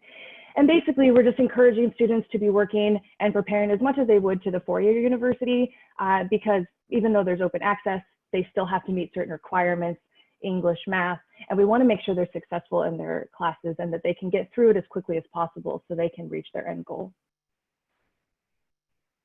Myth, I can enroll in any quarter. So students can enroll in any quarter. It varies though on what they want. There are programs that are cohorts, and so they start at specific times of the year, usually in the fall. But then also a lot of our classes can be sequenced. So certain classes that a student might really want might actually be in the fall or even possibly in the spring. So students just need to be really careful when they're enrolling to make sure that we have the classes they need. And community and technical colleges won't prepare me for a four-year university. Actually, 39% of our current bachelor degree holders are community and technical college students, and transfer students do just as well. And actually, Washington is one of the highest performing states in terms of transfer student success for students obtaining bachelor degrees. So placement options. I wanted to make sure I highlighted all the different ways our community colleges are taking in students. We offer a variety of placement options, and it's going to vary between institutions. But optimal placement helps ensure students are able to engage in the classroom with their faculty and fellow students, learn the required material, and enjoy the most meaningful learning experiences possible. And so I'm very proud of all the ways that we can reach students and get them into classes. These are just some. We have the Smarter Balance, which I will go into just a little bit further in the next slide, high school transcripts, SAT, ACT scores, AP, IB, Cambridge, ALEX, AccuPlacer. And then one thing that's becoming a lot more popular right now is directed or guided self-placement, which is a placement tool that students kind of work through on their own and it's based on their comfort level and their history, and then there is a placement that's determined. And all this can be done virtually. All the colleges have this set up, so you know, whether it's just emailing back and forth documents or sending links for students to do placement, all this can be done without having to come to the campus. Smarter Balance, most of you are very familiar with this, so I won't spend too much time on, but we have the math and the English that students can either get a score of a 3 or 4. And let me go back, because math is a little bit different than the English. So math students can score a 3 or 4 on the Smarter Balance, plus they also need to have a B or better in Algebra 2 and a passing grade in one math course their junior or their senior year. And then English is a score of 3 or 4 for the Smarter Balance. And this agreement was designed to minimize the use of placement tests for students entering college straight from high school and to acknowledge the student-teacher work in the high school. And these terms were modified when the Smarter Balance assessment was moved to 10th grade, and it's been extended through class of 2022. So Bridge to College, if a student doesn't get a 3 or 4 and their college offers a Bridge to College course, they are able to take that. And the whole point of that is it's an equity strategy to help students who need post-secondary education, but who may not have focused or applied themselves adequately in high school. So it's a way still to get to that college level class at the community college by taking this. And since those courses began, they began in 2014, and approximately 25,000 students have taken a Bridge to College course by the end of 2018-2019 school year. And when the PowerPoint is provided, we have links with more information on this as well.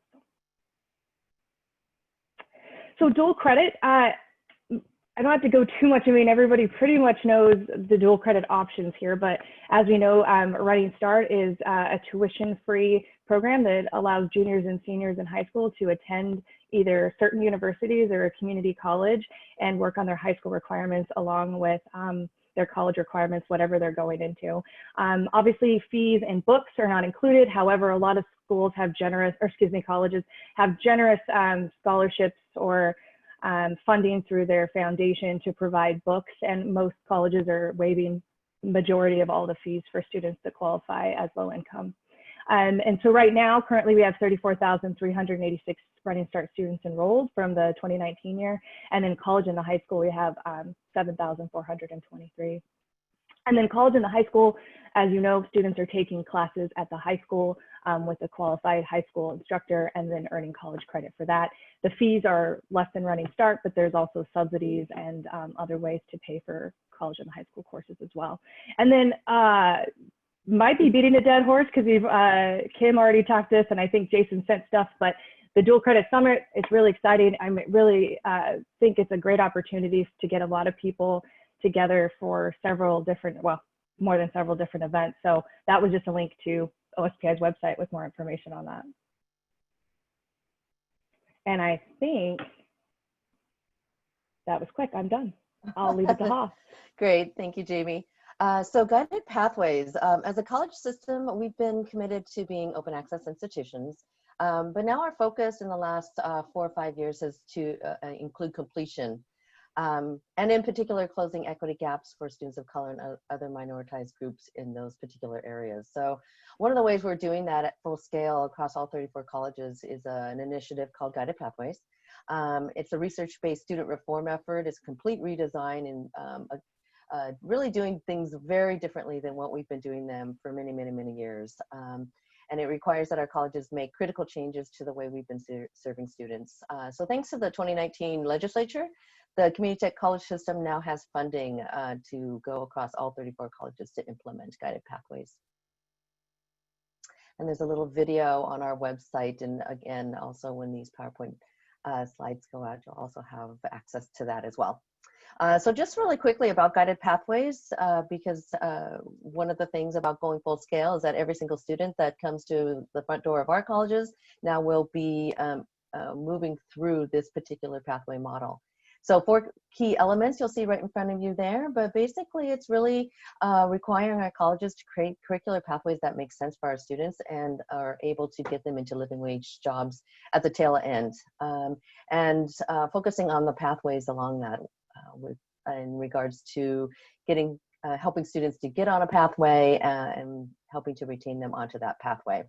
But one of the things that Washington State has been a leader in is really integrating an equity-mindedness design within that effort. And there's 5 critical elements to that particular equity-mindedness design. In particular, it's really having a race-conscious lens in every area of those elements of guided pathways. And then really taking a look at ourselves as institutions and as an agency whole, and thinking about where are the ways that we have taken or not taken personal and institutional responsibility for the success of our students, and really looking at our practices that have ensured that our low-income students of color and other minoritized groups have not had as much success as other student populations. And being very mindful of the social and historical context of these exclusionary practices within our higher ed practices. So we do know that there are undeniable equity gaps. We've done deep data dives across each institution and across the system as a whole. And it requires that we are race conscious in that effort, and especially in our guided pathways redesign. With that, just one example of that, you'll see this is from Lake Washington Institute of Technology. It's a snapshot picture of what they call their schools. And so these are particular pathways that are designed specifically to lead students into a high-value credential, AA degree, or transfer into particular majors within general areas. And the degree options that all of our colleges offer, you'll see right there, there's academic transfer. Many folks are aware of what that means. Students who are coming to us to get their AA degree to be able to transfer on to a university in a 4-year. The professional technical degree options. So these are training programs to develop skills to prepare for direct entry into the workforce. And then applied bachelor degrees, which builds on those professional and technical AA degrees. And then, of course, apprenticeships, which is the earn while you learn model. I'll quickly go through the stats on each of those degree options, but you'll see that transfer stats are pretty high. Students are attracted to coming to our CTC system and do very well in their transfers to the 4-year colleges and institutions. We also have all 6 of the public baccalaureate institutions have reverse transfer agreements as well. Our Prof Tech programs are also an area of interest for students. So 155,000+ students are typically enrolled in that.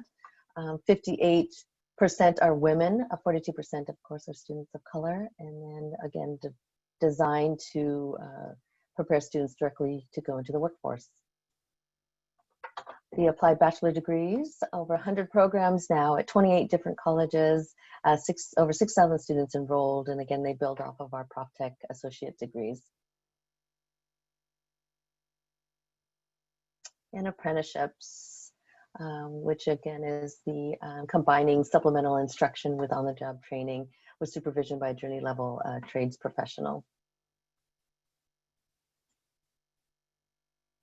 So a little bit about our basic ed options. Basic education programming at our colleges is designed for students with academic skills below high school completion or who need to improve their English language skills.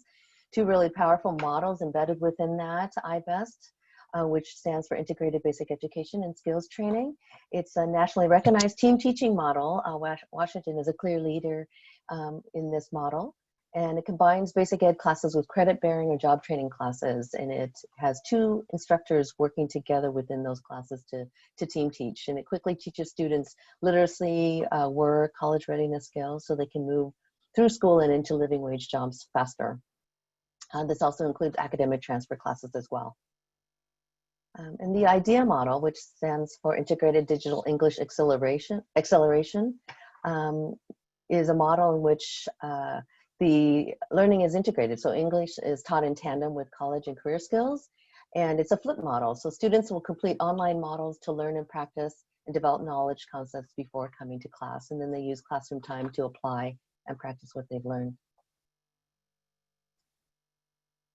And then some alternative high school options. Many of you are aware of the high school equivalency, which are classes that prepare students for the four-part GED test.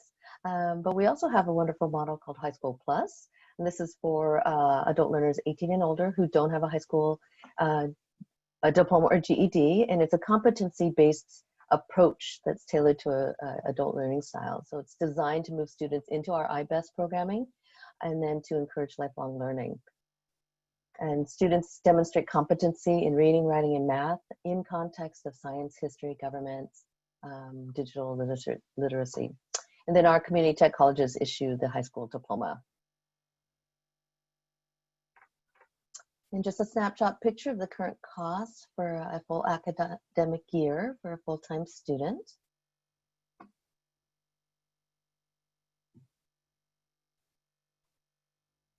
And access to funding is critical in helping students to stay in school. So I know early on, Christina mentioned oh goodness, what is that latte that comes out? Pumpkin spice latte that comes out, and that to sort of connect that as a trigger to encourage students at this time to apply for financial aid. And I loved that because now it's stuck in my brain. But encouraging students to apply early to be able to get as much aid as they possibly can. Fafsa applications are available beginning October 1. And the new Washington College Grant, formerly the State Need Grant, makes education training beyond high school affordable. More families are eligible, more programs and types of credentials are included, including apprenticeship pathways. So a really powerful, powerful funding stream. And much like in high school, staying engaged and having a community can help a student feel like they belong, which is so important to their success in college. Each college has a different mix of opportunities to get involved and meet people. Students should be sure to visit each college to get a sense of what to expect. So some opportunities include student government, clubs and programming, student ambassador programs, study abroad, affinity groups based on identity, intramural and competitive sports. So a myriad of options for students to stay engaged and build a community. So thank you so much for being a great source of information for your students. Our community tech colleges are a wonderful next step to reaching their dreams after high school. It is our forte and the hallmark of what we do. Thank you for all the work you do for your students, and we're excited to meet them. And I want to share, and again, this will be shared out, but here's contact information should you need any assistance whatsoever.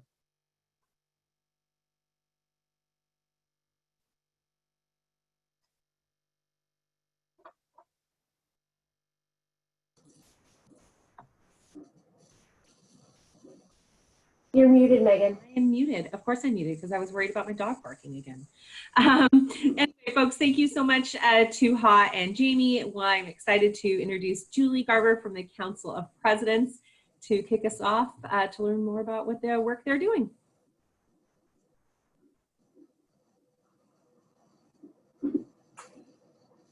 So good morning. I'm just going to be real straight up with y'all. I'm on my second cup of coffee and it has not kicked in. So I am going to look almost probably close to death compared to the energy that you've seen from my colleagues prior to me. But please do not let it count negatively towards my passion and commitment and excitement for Washington's public four-year institutions. They are amazing. So I am sorry I've not been able to bring the energy game to you this morning. I am working through it. So it may get more exciting as the presentation goes through. Oh, and I should tell you, this is Julie Garber. I am Julie Garber, and I'm the Director of Policy and Academic Affairs with the Council of Presidents. So who's the Council of Presidents? Well, let's just get that up there. So the Council of Presidents is an organization that's been around for about 50 years, and we work to coordinate and collaborate with Washington's public four-year institutions, your four-year institutions. And you can see those all on the screen, and we have representatives from each of them here this morning to talk to you about any details. They are amazing, approachable, accessible, stylish, fun. If you ever want to have a beer with any of them, and if you're of age, I would have a beer with all of them. They're amazing, or wine or cider, whatever all your passion is. The thing is that we are everywhere. So I think you know, we always focus on kind of our local community, and I think as Kim has done always does such an excellent job about taking care of all of us from OSPI, is that you know, our schools over the last several decades have really become state schools, even though even our comprehensive schools, which may be more regionally focused. You can see we're everywhere. And this includes our wonderful campuses for UW-Tacoma and Bothell, and WSU's campuses in Everett, Vancouver, Tri-Cities, and in the Spokane area. So we are really trying to come not only to where students are to meet local needs, because we know increasingly students are lifelong learners and that some are place-bound. So we're either meeting them through our global remote learning, which we've done for decades, or meeting them in local campuses or partnerships with our community technical colleges. So really, we really are everywhere, and we are accessible to your students. I want to take a moment to really echo what my colleagues have said to all of you. Thank you so much for all you have and continue to do for our students. We all, as members of this, as community members and as Washingtonians, benefit from the wonderful work you do with our young people across the state. And they are our future, and we truly appreciate that.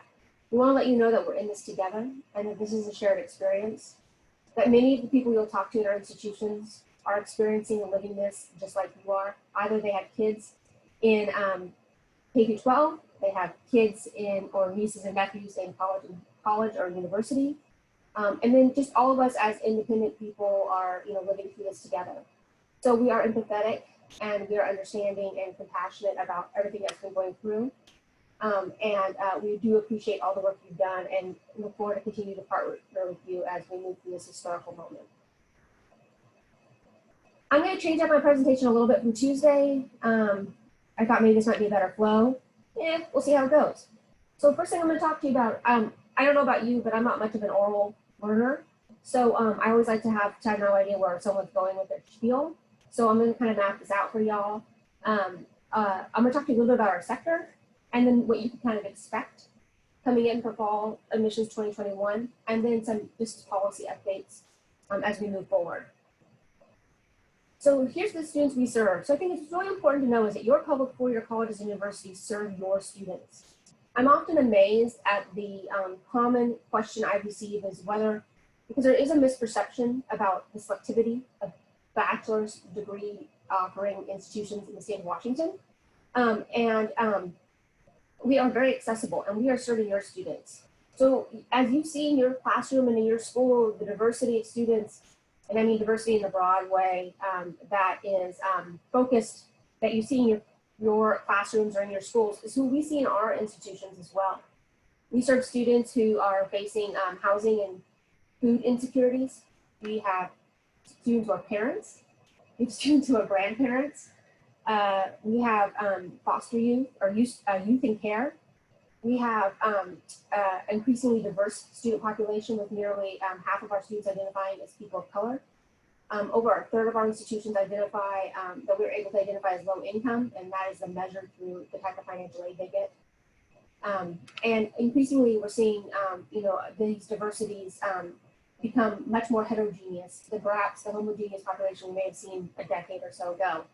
And that has really allowed us to re-engineer who we are as institutions and the services we provide and the engagement we provide to students, so that it's very student-centered to allow all of our students to be successful. And a pat on the back. I think we've been doing a really great job here in the state of Washington. We lead in the nation around graduation, 4-year graduation rates, 5-year graduation rates, and then the standard 6-year graduation rate. In Washington, the student comes up to one of our institutions directly from high school will, on average, leave within 4 years. So we are getting them in and out, which we know is important, not only for them and their families, but it's also important because we know that this is a fiscal investment. And we want to make sure that students are getting the biggest bang for their buck. We support a variety of ways for students to come into our institutions and colleges. I'm sorry, that was a big deep breath. It's not because I'm boring myself, it's just because I've maybe more oxygen than my brain will work. But so students who are excited about exploring or experiencing college early on in high school, there are opportunities. You've heard several of those from the dual credit presentations prior to me.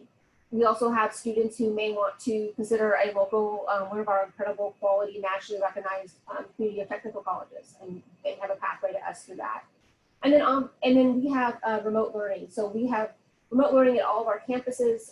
This use, it's distance learning and opportunities for students to take hybrid courses. These are models that higher ed has been well versed in for several years. So we are really well equipped in many ways in terms of the instruction. For COVID, I bet like a lot of you, we are also just figuring some other stuff out. The other thing I think is really exciting is not only are we upping and changing how we meet students' needs to our services, services being broadly defined as academic services, mental health and behavioral services, student activities, food pantries, housing assistance, you name it. We are also looking to make sure that the time that we have students, if we have them for 2 credits for Running Start, if we have them for 4 years, 2 years, 1 year, we have them as graduate students, that the time that they're with us is high impact and high value. And so you're going to see across our sector very innovative practices to make sure that we are making the most of the time we have with our students and whatever that time it is. So some of these highlights I'll talk about is giving high data analytical engagement to make sure that we aren't losing students at key tipping points where we know that completion may not be, maybe in jeopardy. Because I would tell you, we would agree 100% that one of the worst things that we can do as an institution and as a sector and as a state is have students come to us and not complete them in terms of a degree. The other thing is that our degrees, we are looking for multiple ways for students to have that capital so that they can articulate well what their degree means, what they've learned, and how that directly applies to future employment and application. And then further, we're continuing to engage, as we always have, with business and industry, community organizations, and others to make sure our students are leaving us with the skills and resources and information they need for the 21st century. And this work is recognized nationally and internationally for each of our institutions. I could do a page or more on each institution of the different accolades and rankings our schools do, and they really focus, I think, around 3 major areas: quality, accessibility, and affordability. And these are commitments that you will see prioritized across our sector and across our institutions. So I wouldn't be naive to say that money is not on everyone's radar. But what I want to talk to you about is the affordability of our sector. So Washington continues to rank, we've ranked multiple years, as one of the 10 states with the lowest student debt. And Washington continues to move up that chart. So we now rank 5th. We started out somewhere around 8th or 9th. And just within our own sector, students, nearly half of our students graduate with no debt. And this is a partnership between federal, state, and our institutional financial aid to try and continue to chip away and reduce finances as a burden for students to pursue their educational goals. The other thing is that we know from continuing research that not only is post-secondary education is necessary, something beyond high school is necessary for students in this economy. And I want to just reiterate that I hope that you share with your students the in many ways, the wonderfulness about Washington is the robust pathways we have after high school. And that we are all focused on making sure that students are meeting their fit and their educational goals wherever they are, and that they're all quality and that they're quality pathways. And that students who want to enter an apprenticeship program should have those resources and supports similar to a student who may want to enter one of our seats or one of our public baccalaureate institutions. Having said that, it is important to note that as we move forward that the post-secondary credential is intensifying. And when you look specifically at Washington and even nationally more and more, you realize that that pivot point is the bachelor's degree. And that is becoming really a new minimum credential for our students. And we're excited to be here to serve Washington students in meeting that goal, either directly out of high school, after they leave an apprenticeship program, when they're 90 years old. We are here for your students at any point in their lives. We also know that post-secondary education, in particular a bachelor's degree, has very strong positive implications, not just for the individual, but for our communities and our state. So we look at some of these things, not just around salaries, but we're talking about, you know, the availability of doctors, voting rates, civic engagement, lower traffic fatalities, those types of things. That gives you a really good glimpse of the incredible, rigorous, quality, accessible education and the robust opportunities you have through our institutions here in the state of Washington. So what to expect? So we know things have changed. So one of the things is that I want to make it really clear, we want your students. I think that sometimes there's a misperception that there is a level of selectivity, that we are in an ivory tower, thumbing our nose, you know, going through the view book, finding out who we want to date kind of thing. I mean, that may have just totally aged me. We had a view book when I was in college, but that was like in the 90s. I don't know what they do. It's probably not important for that. But anyhow, so shoot, this is being recorded. But anyhow, so the but one of the things that we are increasingly doing is working in partnership with our community technical colleges and our ICW institutions to really say, listen, we want you to stay in Washington. You have incredible, robust opportunities here, and it is a benefit to any one of our institutions if an institution stays here in Washington and goes to one of our institutions or does an apprenticeship program, because it's more than likely at some point in their life they're going to come to one of our institutions somewhere in that swirling of that work. And we want them. And we have great partners with our community technical colleges and our ICW institutions. And so we really encourage you to share this video with your, it's a link here, to share this video with your students to let them know that they're welcome, they're wanted at our institutions. A couple of things in our admissions representatives will go into some detail about how this may impact certain institutions, but overall as a sector, we have really committed to making sure that students will not be disadvantaged because of changes that were as a result of the pandemic.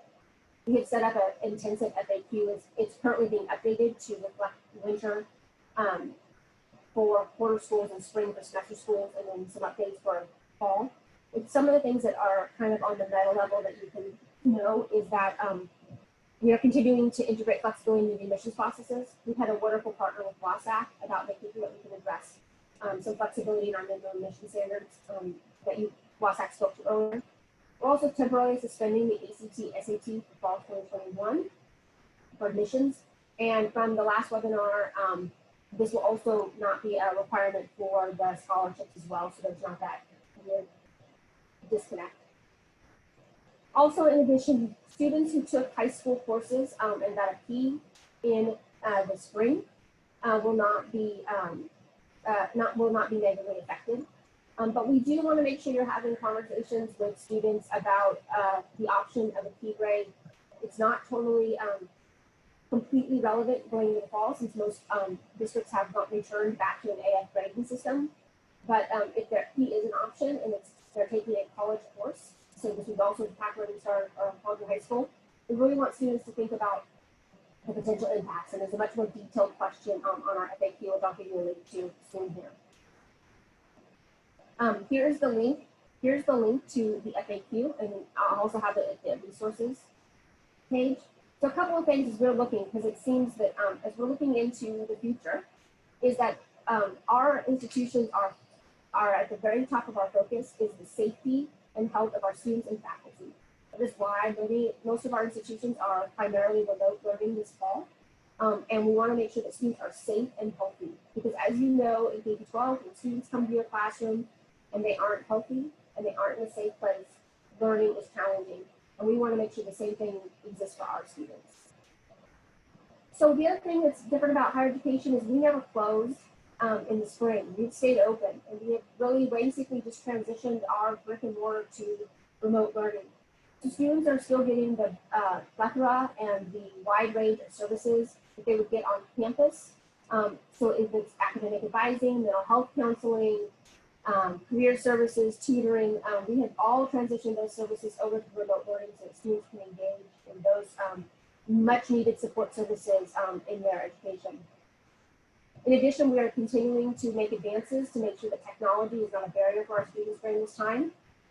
We have done a variety of things like loaner laptops, hotspots, drive-in, Wi-Fi locations. I would really encourage you to look at the Washington Broadband website, which will give you a list of a whole bunch of hotspots for students. And we are also continuing to work about making sure our students have safe and secure study spaces, especially as we go into the cooler months.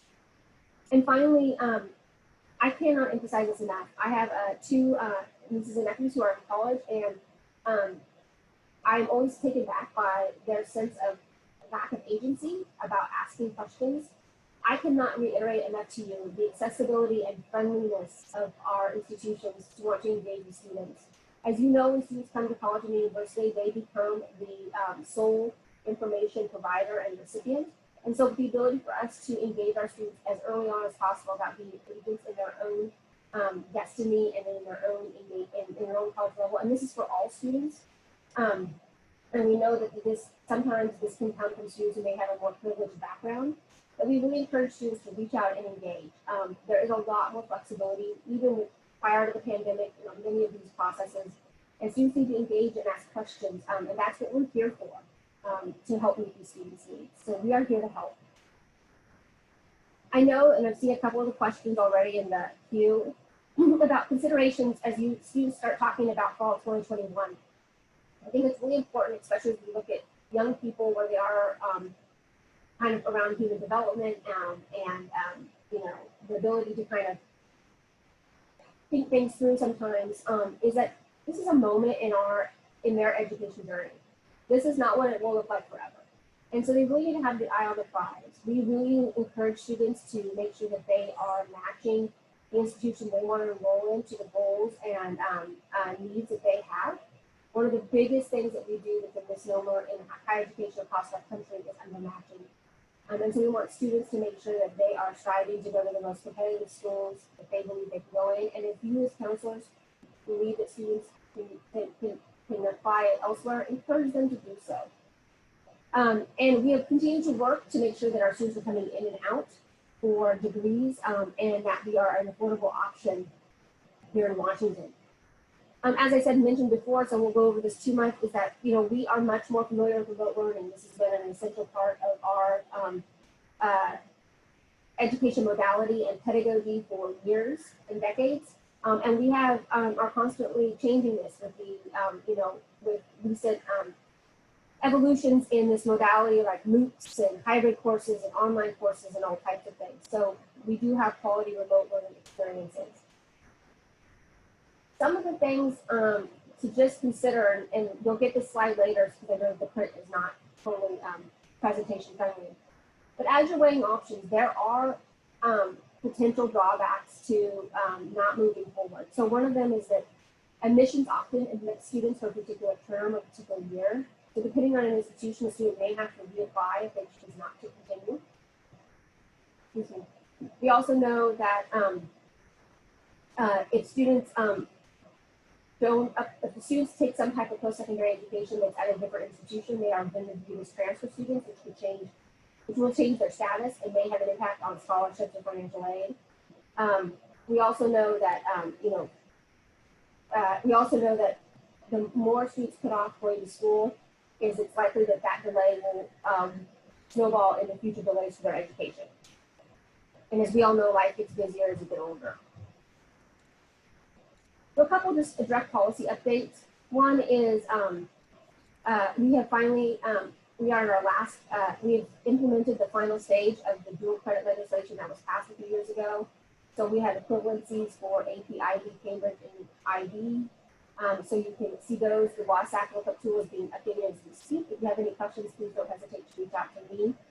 We work collaboratively with OSPI, State Local Community Technical Colleges, ICW, WASAC, and others to make sure that we're providing up-to-date information around dual credit. And so we've updated our FAQs for all of those programs.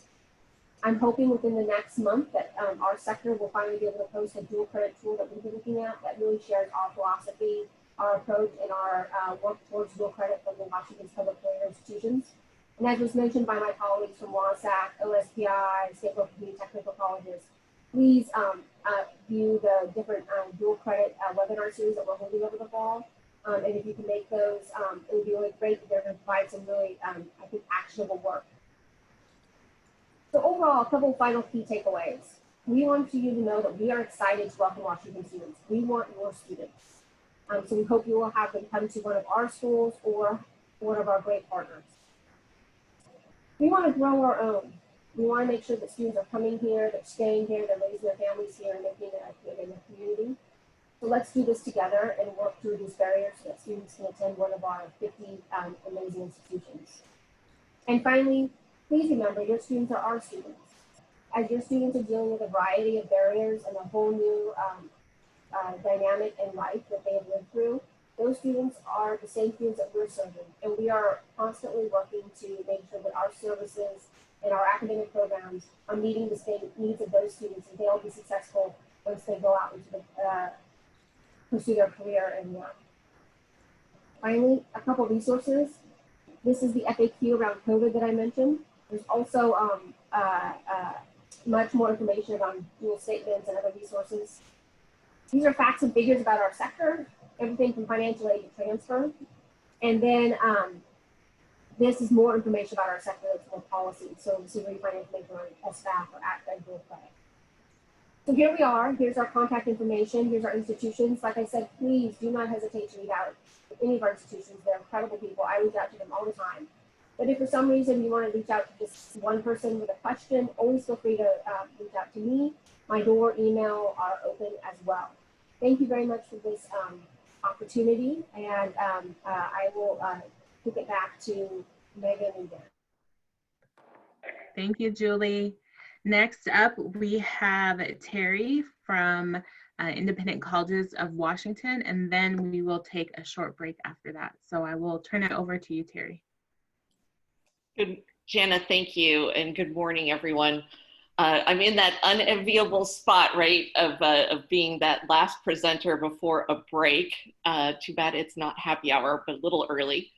So thanks so much for signing in today and spending time with us. I'm Terry Standish-Kyon, and I lead Independent Colleges of Washington.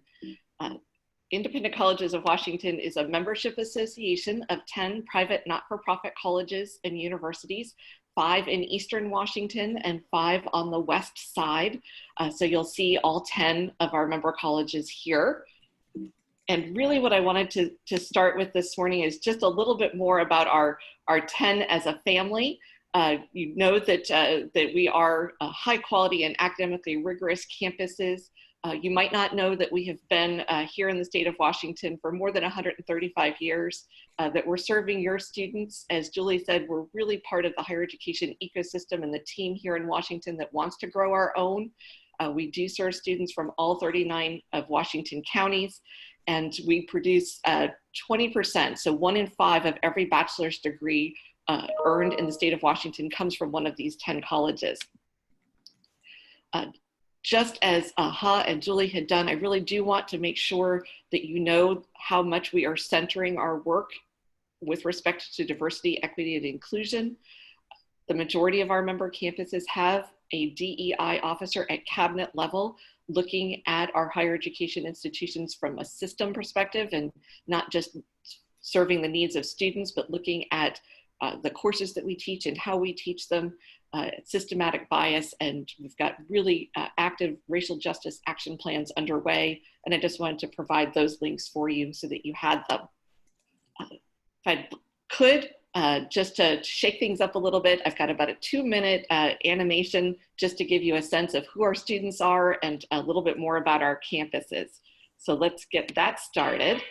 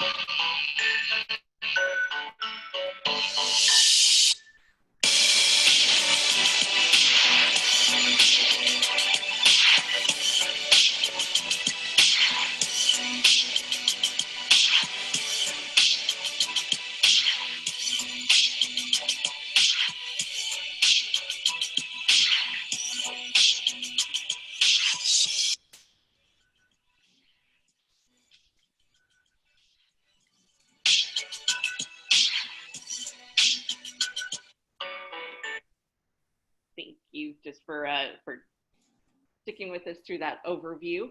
I know one of the big questions this morning is around standardized tests and what admission will look like for next fall. I do want you to know that as you're working with students, each one of our 10 campuses have test optional pathways for students. There are some exceptions if you're working and counseling homeschooled students, but otherwise all of our students are test optional. We're really aware of how life has changed in these last few months and want to meet students where they are. To help you after today, we do have this landing page on the Independent Colleges of Washington website. There are links to all of the good partnership documents that you heard about a little bit earlier this morning, but feel free to come by and access those at your leisure after today. You might have some questions about how our campuses are coping with COVID-19 with their current students, and that might inform some students who are considering where to enroll next year. I wanted to make sure you had this landing page as well for campus resources. And just for a sense, all of our campuses have started their fall terms. 3 of our schools are on quarters, 7 are on semester, and classes have started all across the state. You'll see a wide variety of sanitation, physical distancing, mask wearing, and safety protocols in place. And you'll see that our campuses are offering a wide variety of options for students. So this really was a fall term that is focused on the needs of our students. So if students wanted a remote only calendar, they could have that. There's also hybrid and blended classes, so that mix in-person with remote learning. And then a number of our schools are also offering, with physical distancing and masking, the chance for some in-person activities as well. Across the sector, we've got a good range of new academic programs, and I wanted to make sure that you had a chance to just see those from a sector perspective, and those are undergraduate majors and minors, as well as graduate studies. And we've got a number of new facilities that are either on tap this fall or coming next year. So that's both on the east and west sides of the state.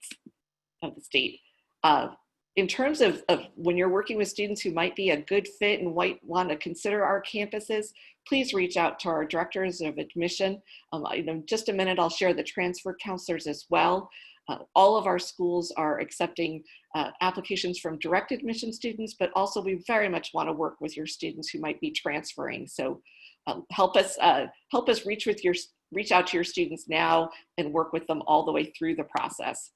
So there's information about the transfer counselors, and I'm happy to take questions. I know that my colleagues from across the state and our member campuses are also here, and thanks so much as we head towards the break. Here's just a quick shout out as we close from our member presidents. As Julie said, we want to educate the home team. We want Washingtonians to come and look at the schools here in the state of Washington. We're ready to welcome you, and thank you.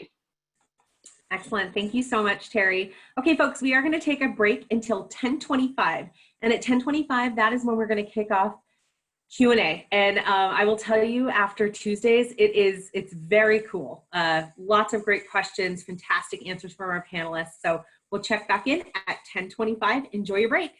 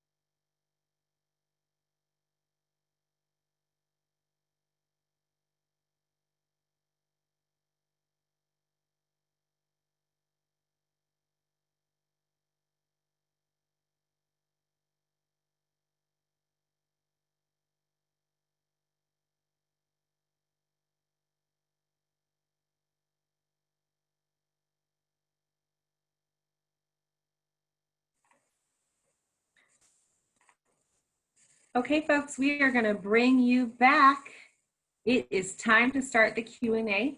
As we move through the Q&A, Jana and I are going to bounce back and forth as best we can. If other questions pop into your head, please know that if you address the question to a specific school or a specific person, that can often help us that it gets addressed properly.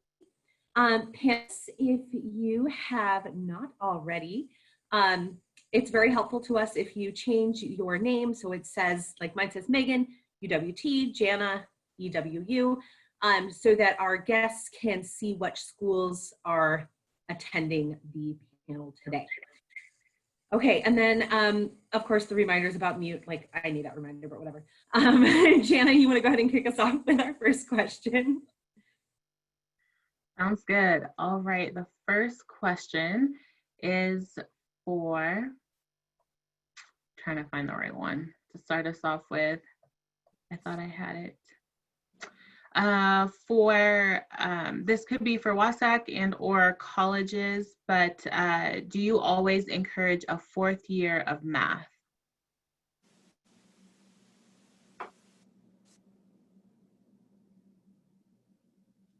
Hi, this is Amelia at WASAC. I'm actually going to kick this to the institutions because I think it's more of a admissions type question instead of the actual requirements themselves. Go ahead, Wendy. Oh, can't hear you. We can't hear you, Wendy. Okay, go ahead. How about raise your hand if you encourage a 4th year of math?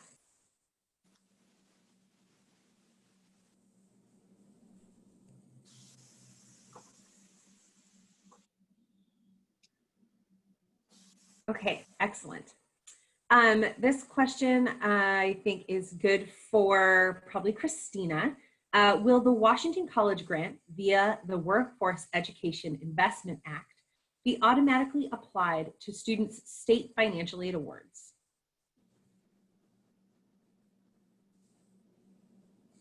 It'd be good if I unmute myself. I have a snoring basset hound on the floor next to me, so I didn't want to have that come up. For that, you have stumped me. That's a big one. I will get you an answer. All right, thanks, Christina. The next one is for you, Christina, and Yokiko. How are schools determined to receive Gear Up funding?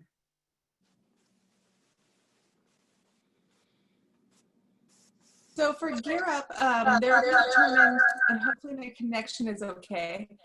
They're determined if they apply for the grant. So we apply as an overarching grant, and there's several grants in the state, and then schools apply for those funds to be a part of the program. So you can join through any of the grants that are open. Right now, we're part of a 7-year cycle, and so we're about midway through that. But all the resources for Gear Up are free. So all free resources. I encourage you to use those, and I'll put the Gear Up website in the chat box. Great, thank you. Excellent. Someone, I believe, heard you mention something about 9th graders being eligible to apply for College Bound, and was curious about what those limitations might be.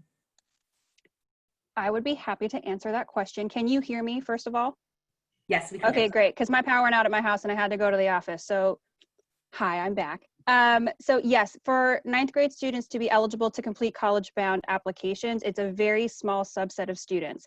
So to be very clear, it is not students who didn't complete the application in middle school in 7th or 8th grade. This is a very unique subset of students who were not eligible and in Washington State in 7th and 8th grade, but now in 9th grade do meet income eligibility or eligibility requirements.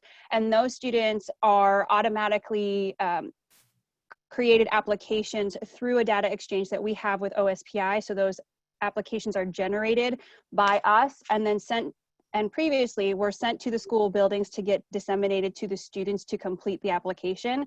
So we're working on figuring out the best way to do that for this year. However, just to put out there, it's not all 9th grade students. On average, we're looking at about anywhere between 700 to maybe 2,000 students for the entire state of Washington. So it's not all students or all ninth graders, it's that very small subset. If you have questions about that eligibility or what that might look like, feel free to reach out to me, only Yokiko, only person who works for College Bound named Yokiko. Happy to answer any of those questions. Thanks, Yokiko. Next question is for Kim. Looking through our equity lens, it seems that our current seniors who have not had a chance to take a makeup SBAC and or SAT, ACT, and are also not on track to complete a CTE pathway and are not going into the military, what are the options for these students, especially since the expedited appeal is no longer an option? Can we expect to hear something about waiving this requirement for the class of 2021? Thanks, Jenna. So this is the question of the day, of the week, probably of the month, and maybe of the fall. And at this point, the answer is don't know yet. It is going to take a legislative change to enable us to have flexibility again with graduation pathways and to either extend the EAA waiver or put something else in its place. There is incredible awareness that we have a senior class that has had very little access to options. And like I said in the presentation, the State Board of Ed is the agency that is tasked with bringing that to the legislature. It's in their legislative priorities to request some waiver authority. And all I can recommend at this point, again, is that you are communicating with your school board and your local elected officials what the needs are, because we don't have the ability to make that change. The legislature has to do it. For now, we do the best that we can to look at CTE course sequences if we have them, bridge courses if we have them. We cross our fingers and hope we can figure out ways to offer the SBA, that our partners are able to also offer SATs, ACTs, those options we've been accustomed to having. Within public health guidelines, we can do that right now. It's just harder because we have to have students 6 feet apart. But just know that it's on everyone's mind, and I know it's stressful at this point to try to figure out what to do with your seniors and to be waiting for that answer to come, but that's the best I've got for you at this time. So reach out to the State Board of Ed with that website or email inbox that I gave to you, and I will put it in the chat again for you to reach out to them directly. Janet, can you hear me? Janet, can you hear me? Yes, we can, Wendy. Okay, thank you. Okay, I do want to remind you folks to please put your questions in the Q&A box. I know there's some questions coming into the chat and a few of you raised your hands. Unfortunately, like, we would love to be magicians, but there are about 450 of you logged on. So the Q&A box really does help us best manage the questions. So please use that box tool and we will make sure that your question does get answered. The next question that I have is, our district created a new online school to deal with COVID. We do not have a profile or a SEEB code. Will this affect our students' ability to be accepted into four-year institutions? So I think it's best if we hear from maybe 3 different four-year institutions, and then to the person who asked this question, if you're concerned about a specific school, I encourage you to reach out to that specific college.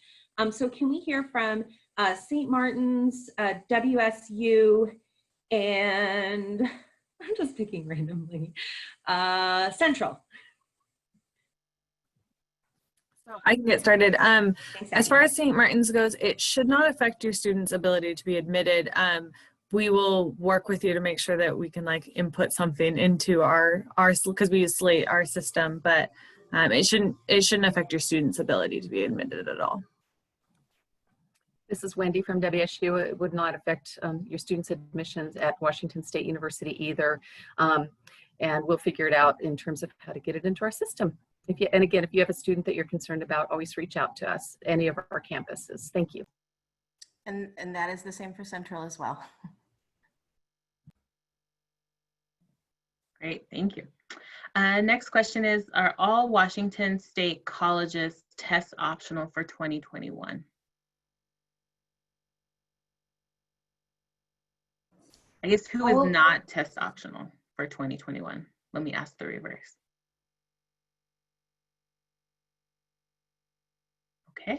It looks like for 2021, we are all test optional. Excellent. Okay, so for our State Board of Community and Technical Colleges, there have been multiple requests for a new poster. Can someone from the State Board speak to the possibility of the creation of a new poster? People seem very excited about that. I wish Katie was here because she's the one that like knows. I think she was actually having a meeting about that recently. So I don't know, but I know how popular it was when I was at the college. So I will make sure I'll follow up and see if that's something that's in the works. I don't know if it's a funding issue, but I know it's helpful. So I'll check on it. Great, thank you. The next question kind of follows up to the discussion of being test optional. Since all of us are test optional this year for 2021, what about any scholarships that have previously used test scores as a criteria? How is that impacting or changing scholarship decisions? So if there's a couple of folks from 2 years or 4 years or privates that would like to jump in to respond. I'll start. Hi, Adriana, Seattle U. We are completely test optional in every single way. That includes the Sullivan Leadership Award, our 4-year full tuition, room and board scholarship. That includes our merit scholarships. It includes our honors program and the honors scholarship. So in every sense of the word, we are test optional, both for admission as well as for scholarships. Same for Whitworth. We are fully test optional. We used to have a GPA requirement for that. That's no longer the case. We used to also require a test score to be admitted with honors. That is now no longer the case. So it is all fully test optional for all scholarships, all admissions consideration completely. At Washington State University, we are not only test optional, we're test blind for both admission and for scholarships. So we won't use it for either. And same with the Honors College, they will not use it either. Thanks, Wendy. And all who contributed, and Melody just placed in the chat that we received a similar question on Tuesday, and we all agreed and are similar in the sense that for scholarships, the GPA and holistic review will be primary criteria to make that decision versus looking at a test score. If it's there, that's great. If it's not, that's fine. And so we will look at other criteria to make that decision. So thanks for asking that question. Jana, can I just add something I learned this morning? Sure. For any of you who have students who are attempting to get into a military academy, it is also come to my attention that the Air Force Academy is the first to say that they will not be requiring test scores for admission to USAFA this next year. I would imagine the other military academies will follow suit. Even though they don't like the Air Force to be leading, they will likely follow their lead on this one. So I just wanted to know if any of you are processing military academy applications with students. It looks like they also may be going down this road as well.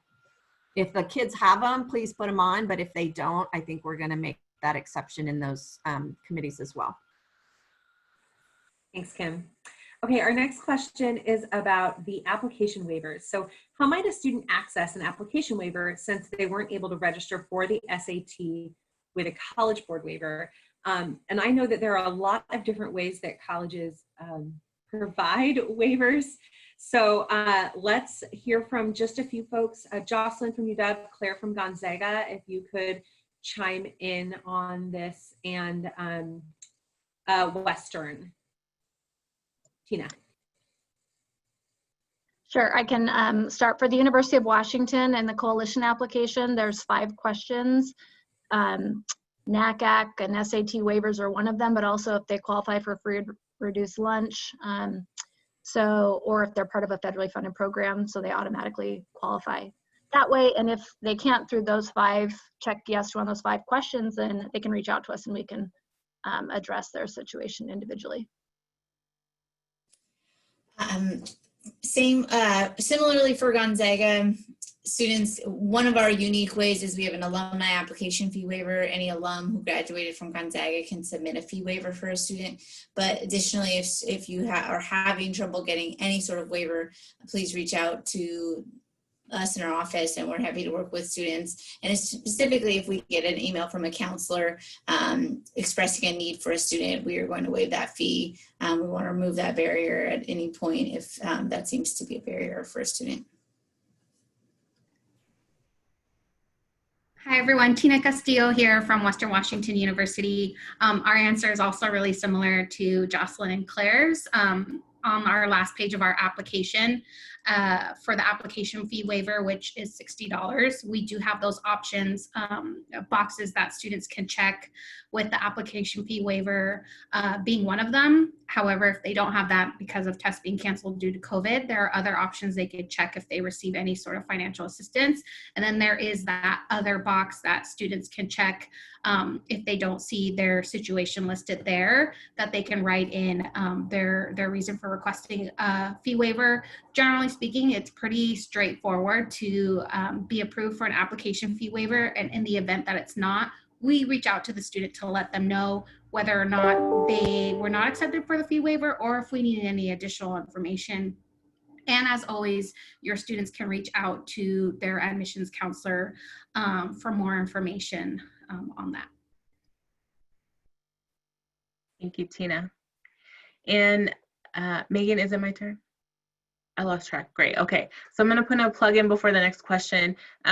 Please do view the videos that the colleges have provided and recorded. There's so much information provided for you there, answering a lot of these questions, and they're kind of fun to watch. I watch some of my colleagues present as well. And so they're there for you, resources to use, share out with other teachers or counselors in your building.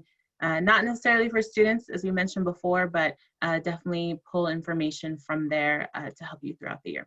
So our next question is a popular one in the sense that a lot of us within Washington State use this company, but we've mentioned Slate a few times.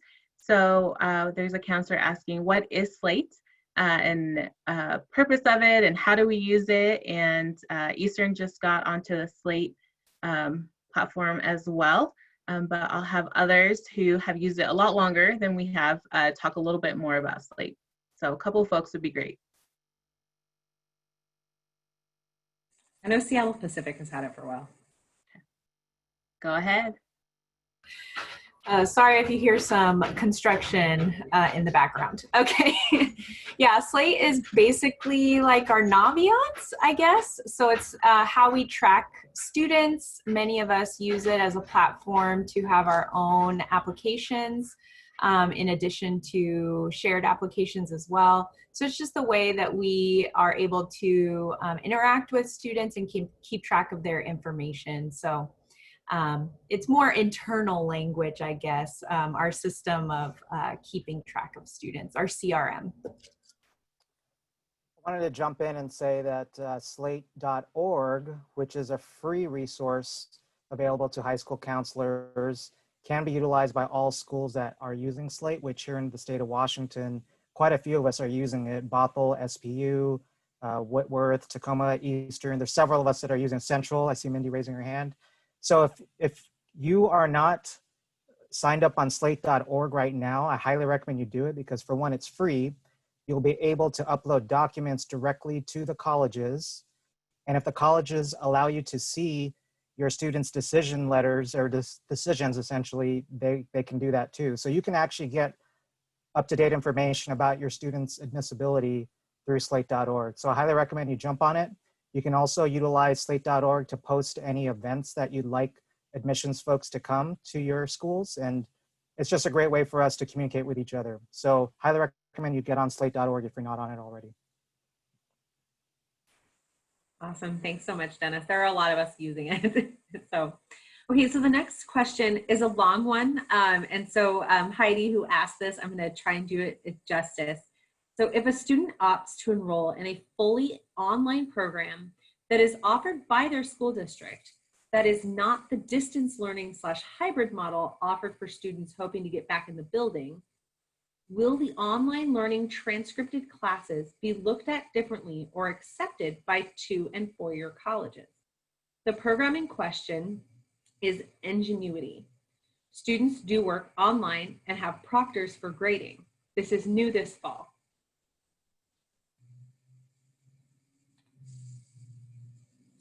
Okay, so no one is jumping out to this, so I'm going to give it a go. I think it really comes down to how your school is transcripting the coursework. And if it is listed as English 10 and there's a grade there that you've been provided and it has the B indicator, that's what it would come down to, is how the school district is actually choosing to transcript those courses. Melanie, yes. And I think I would just add, from the community college perspective, some of us don't require transcripts for admissions. So regardless of how it's transcribed, students will go through placement testing or assessment to be placed in their starting courses. Claire from Gonzaga here. If the courses are going to fulfill graduation requirements, then and be on the students' transcripts, we will accept them. And of course, especially right now, we are flexible and working with students in schools to help students and in the easiest way possible for students in schools, and being flexible and adaptable, just as everybody is right now.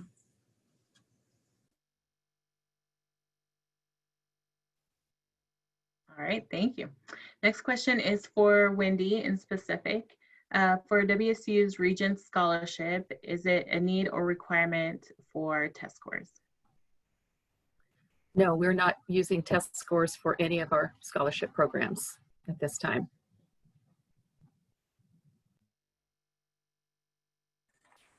Okay.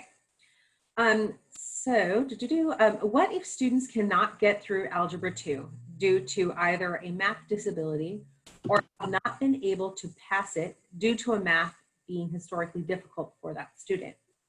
They've chosen to take a personal finance in the 3rd year. Will they still be eligible to apply to a 4-year institution? So does someone want to jump in and touch base on CATERs and how those work and what counts for that 3rd year with intermediate algebra?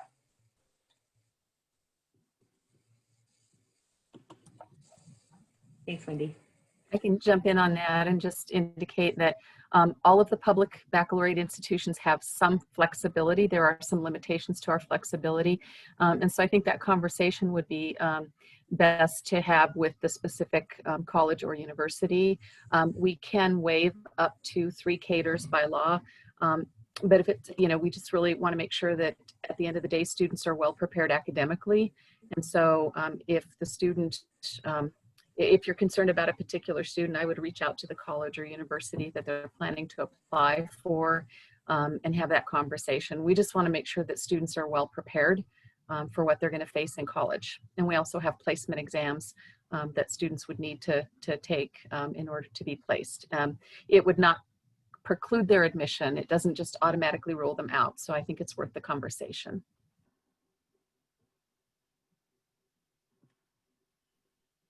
All right, thanks, Wendy. Next question is for Kim. How would a counselor go about learning more about the requirements for military academies to help students prepare?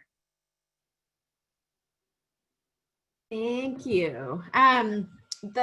Each of the service academies have a lot of information online. I think what I would recommend as far as getting yourselves familiar is being aware that there are multiple processes for admissions into a military academy. They have their own application for the academy, but part of the process is also getting nominations from your local congressional leader or a state senator. If they have family in the military, they can get a national recommendation, but that is its own separate process. And so I think what I have found in serving in Congressman Heck's Military Academy Selection Committee is students often get the two confused. And that's where we see the largest sort of rub for students being prepared is when they come to do their interview for their nomination. They didn't realize that the application that they needed to do for their congressional leader or their state senator is different than the actual academy application.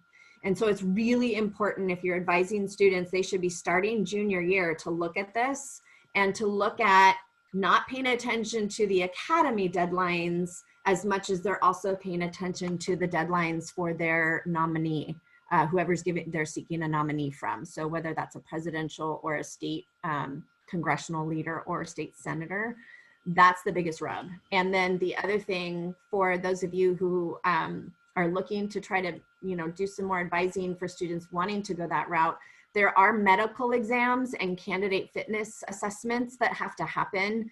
And the DOBMER medical folks take forever.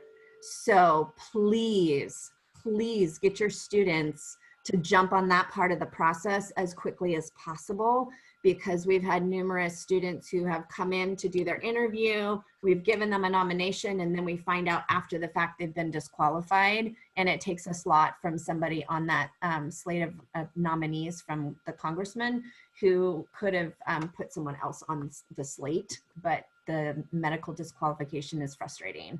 Have had some great candidates that have been disqualified for food allergies and things that seem really simple, but the military takes it really seriously. So the other thing for military academies is there are also local regional officers from usually previous academy cadets who've had a military service career who are in your local area to help you. And those folks are instrumental in guiding students through the process as well. So there's actually a lot of help for it, but you've got to figure out who in your community is connected to the process. And often you can find that out through your congressperson, because they're connected to them for the interview committee. So that's the best route from my experience. Thank you, Kim. This next question goes back to some of the test optional concerns. And I wonder if some of our institutions that are a bit more selective could speak to this, that while students are being told they don't need to take the SAT, that everything is optional, that our high school partners are definitely getting some panic from students who think they absolutely 100% have to take it. And what should they say to those students who are a bit more panicked about not having access to the SAT, where they believe that they should to be considered?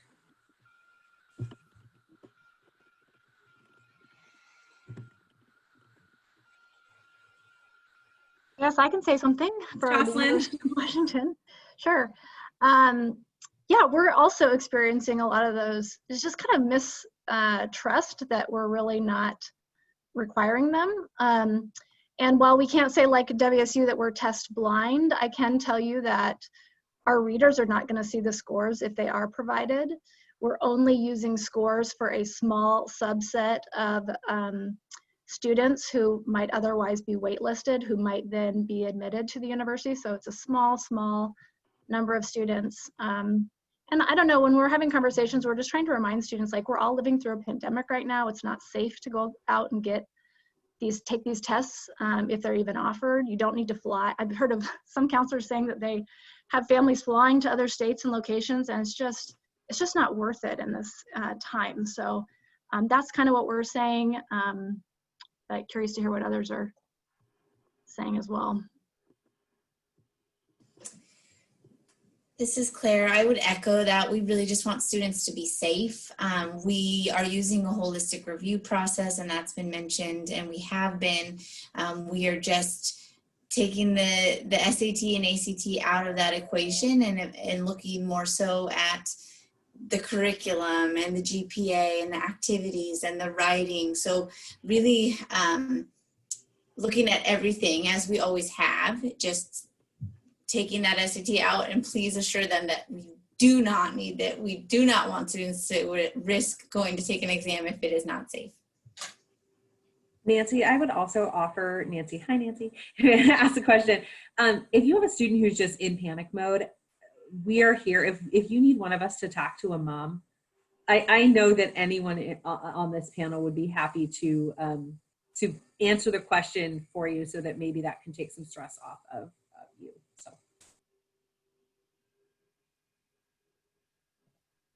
Thank you. Next question is, last year, some admission counselors worked with our students who couldn't afford tuition or housing deposits. Financial aid allowed students to roll these fees into fall tuition. Do most schools allow for this opportunity?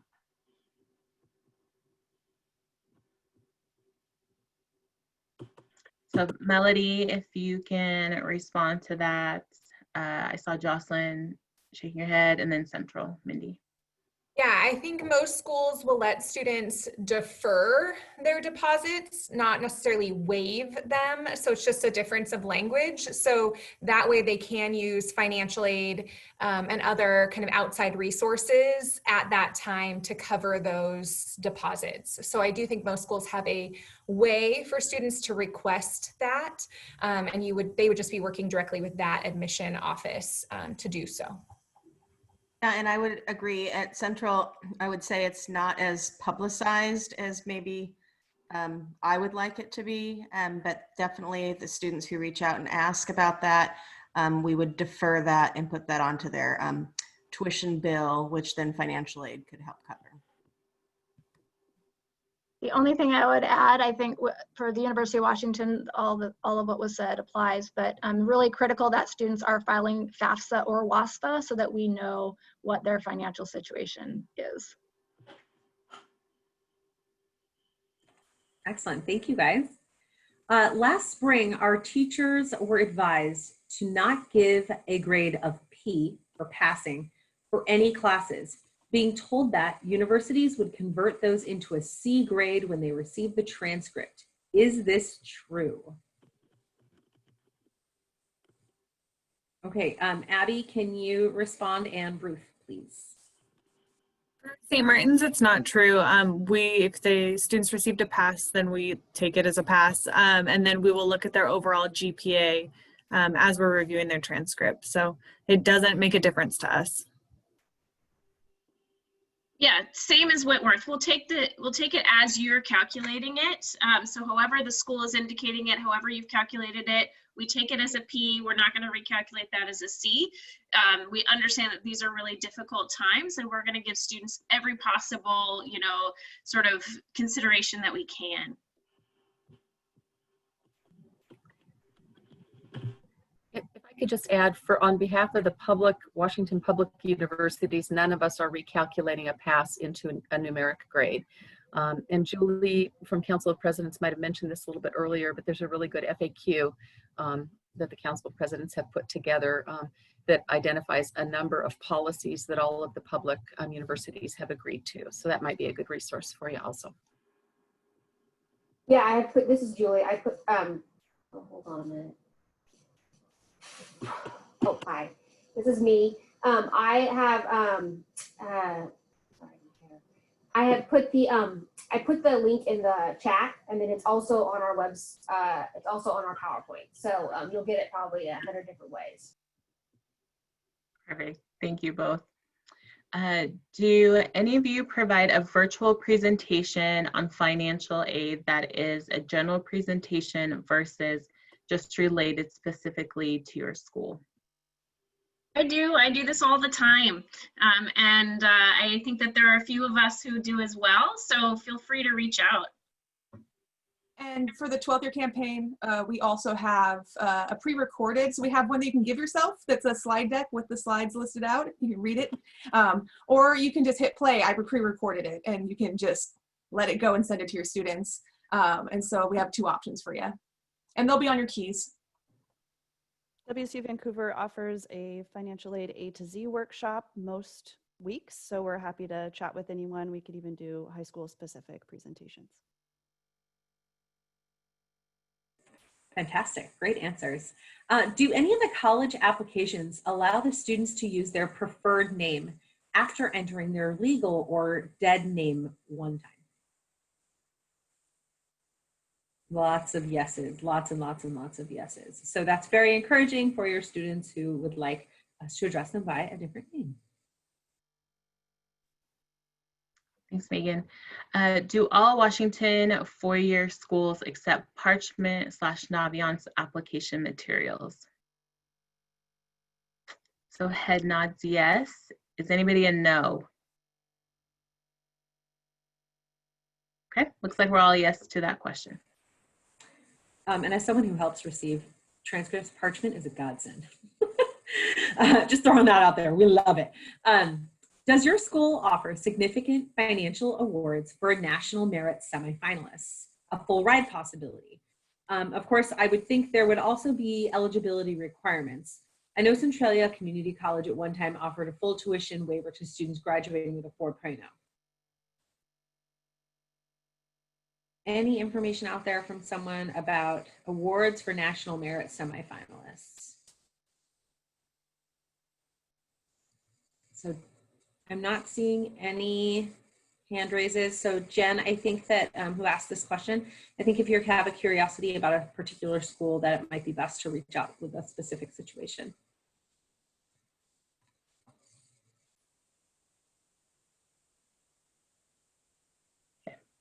Next question is for Kim. Can students access graduation pathways without first attempting the SBA? Yeah, thanks for that question. I saw multiple things related to that in the Q&A. So I'm going to just expand on it a tad and hopefully answer several questions at once. The SBA is no longer required as a graduation requirement. So I want to clarify, when I said that, that doesn't mean it isn't still expected that students take the exam. It is still seen as a valuable measure of both student and staff progress in that 10th grade check.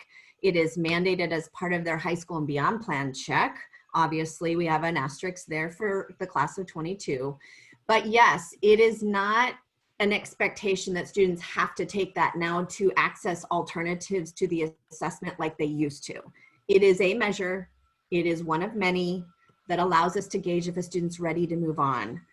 For your school district, there is still a perception that they will lose funding if they don't meet the mandated 95% participation rate. And what I want you to understand is OSPI controls that. They have said very publicly, the superintendent has said very publicly, he's not going to take away funding from high schools if you don't meet your 95% threshold. But what will happen if you don't over several years is you will be put in improvement for that gauge of student progress, which means you will get more support from OSPI and more help from OSPI in trying to help students and families understand the importance of that exam as a measure of progress. So I hope that answers multiple questions because I saw several. But yes, it is not required that they take it first to then access other graduation pathways, but it is an expected part of sophomore year. I hope that. Thanks, Kim. With the schools that are going test optional or test blind, what are our recommendations for students that were counting on their test scores to help mitigate lower GPA for admission to your institution?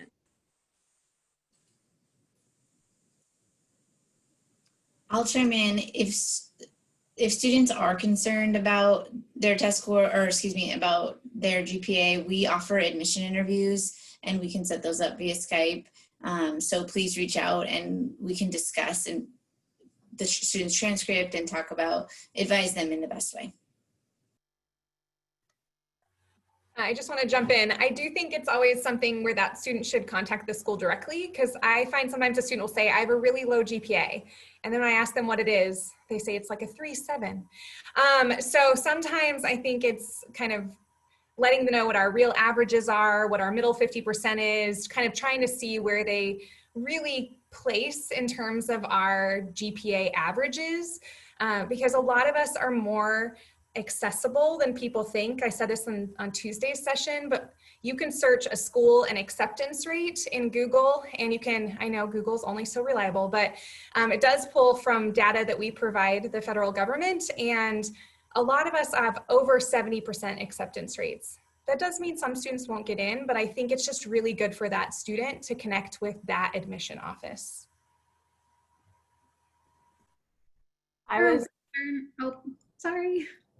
Just really quickly, for Western, our application for students in that situation, I would encourage them to use our optional Tell Us More essay to talk about that a little bit more.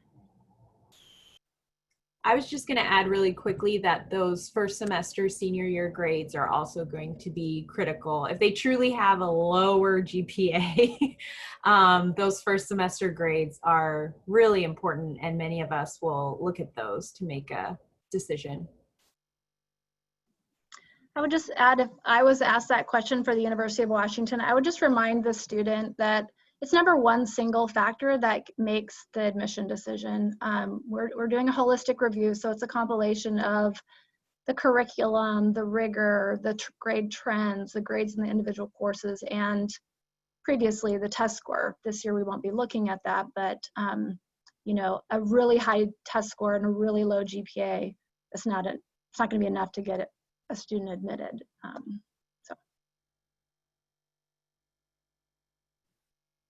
Right, thank you. Next question, is the 2-year foreign language, world language requirement a must for admissions to the 4-year institutions? I can take that from Central. So I think, as Wendy has said, you know, we have the ability to waive up to 3 caters.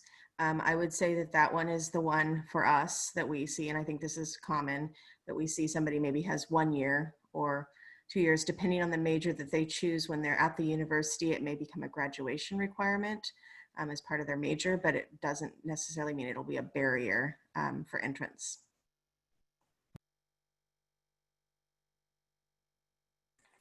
Okay, thank you so much, Mindy. Our students aren't able to visit our school offices to obtain and then mail paper official transcripts, and we don't have access to parchment. Email transcript from a school counselor work for you? So I'm seeing a lot of yeses. Any no's? Wendy, please. So we have a uploader that counselors can use, and it can upload multiple transcripts at one particular time, and that is a secure sending type of a mechanism. So that is certainly an option. A straight email, it doesn't give us the sense of security for the student's personally identifiable information. Students can have their transcripts sent from National Student Clearinghouse or from Parchment or eScript Safe. There are a number of ways in which students can send those. We're actually using unofficial transcripts for the admission decision. So students can upload their own copy during the application itself. And so that's actually what we're encouraging students to do, at least for the admission decision, because we do recognize that there are some difficulties getting official transcripts right at this moment. So if you can encourage your students to go ahead and upload a transcript with their application, we can at least get them moved along in that way. Wendy, just to piggyback off what you said, I think there are 2 points. One is that, and correct me if I'm wrong, but students will need to have provided an official transcript at some point. So the official is to reduce the barrier initially, but the official transcript that's not off the table. I'm getting a lot of nods. The second thing is that I think, just as kind of supportive of the higher education sector, is that the transcript is really important, especially as you've seen from our institutions that have already been speaking about us as we move into more holistic review and change our admissions processes to address equity and reduce barriers. And so the transcript really becomes a important document to let us know about the journey a student's taken while they've been in high school. So the accuracy of that transcript is really important. And when we have looked over, we've had a few institutions look over, we think that there's about a third of transcripts that come from high schools that are accurate. But we have these students doing incredible work, hard work in K-12. And the least I think we can do is make sure that their documentation is accurate to reflect all of that work that they have done. Some of the probably the most common mistakes or errors are around the caters and some other things like that. So really working with your registrars about the value of making sure that those transcripts are accurate and clear and consistent is really important to being student-centered and equity-centered for us in our admissions processes.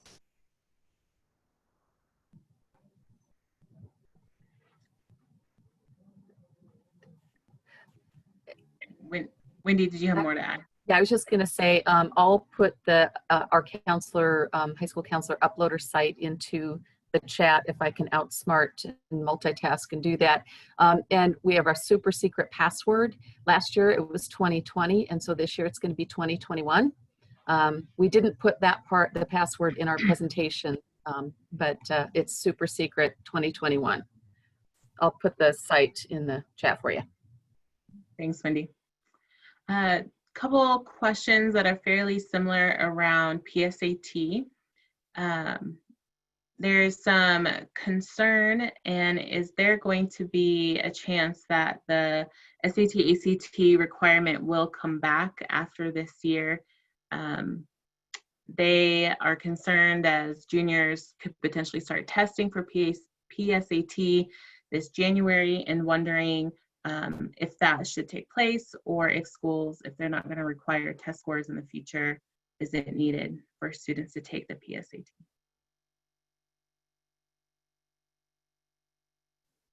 The UW removed the requirement indefinitely, so it's gone. So did Eastern. We will be forever test optional. A lot of head nods. Okay. Thank you. Excellent. So this question is, oh my gosh, the questions just moved on me. I'm so sorry, there it goes. Very small private school here. They are in person and trying to navigate connecting their juniors and seniors to reps and exploring how many reps can't come in person. And they're being very careful about visitors. They're pushing virtual college fairs, and reps have been doing great about that, with offering a virtual connection. Sorry, it moved again. But with such small numbers, the kids are zoomed out. Students are feeling zoomed out.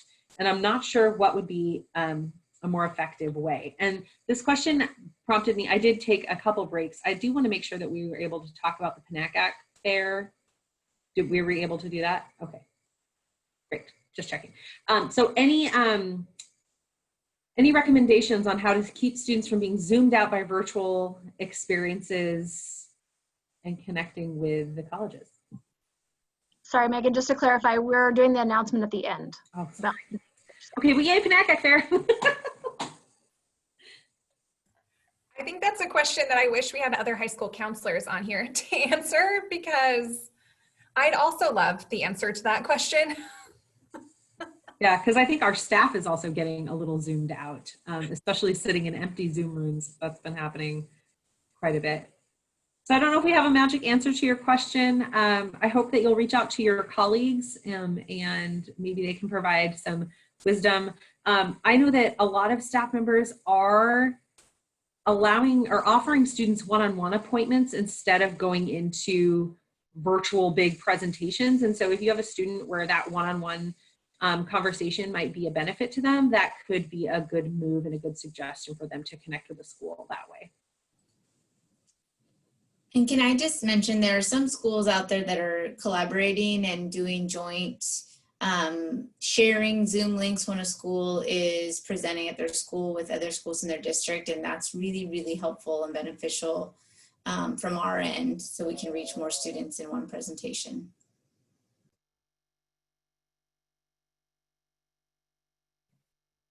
All right, thank you.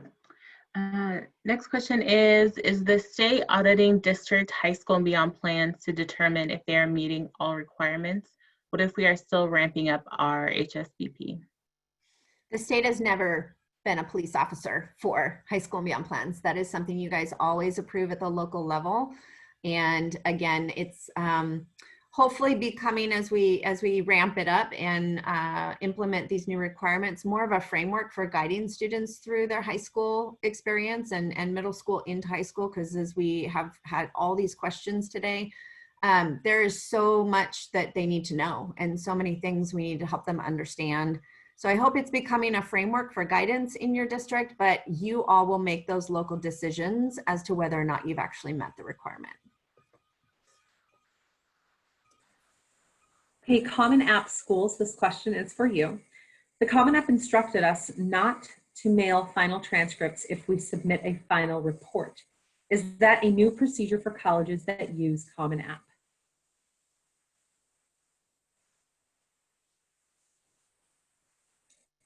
Anyone?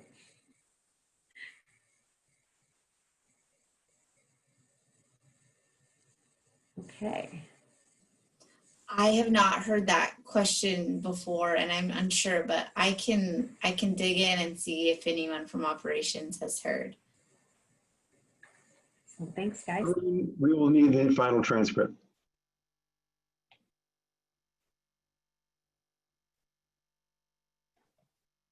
Okay.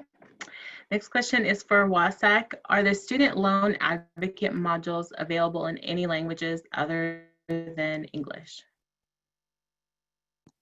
That's a really good question. I believe that we have some capacity to do that, but I will follow up. So I don't know who asked that question, but if you can tell me, I will follow up with Stephanie San Pedro, our student loan advocate.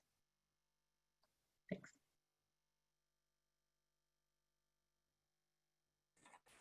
I was multitasking, I was typing in an answer.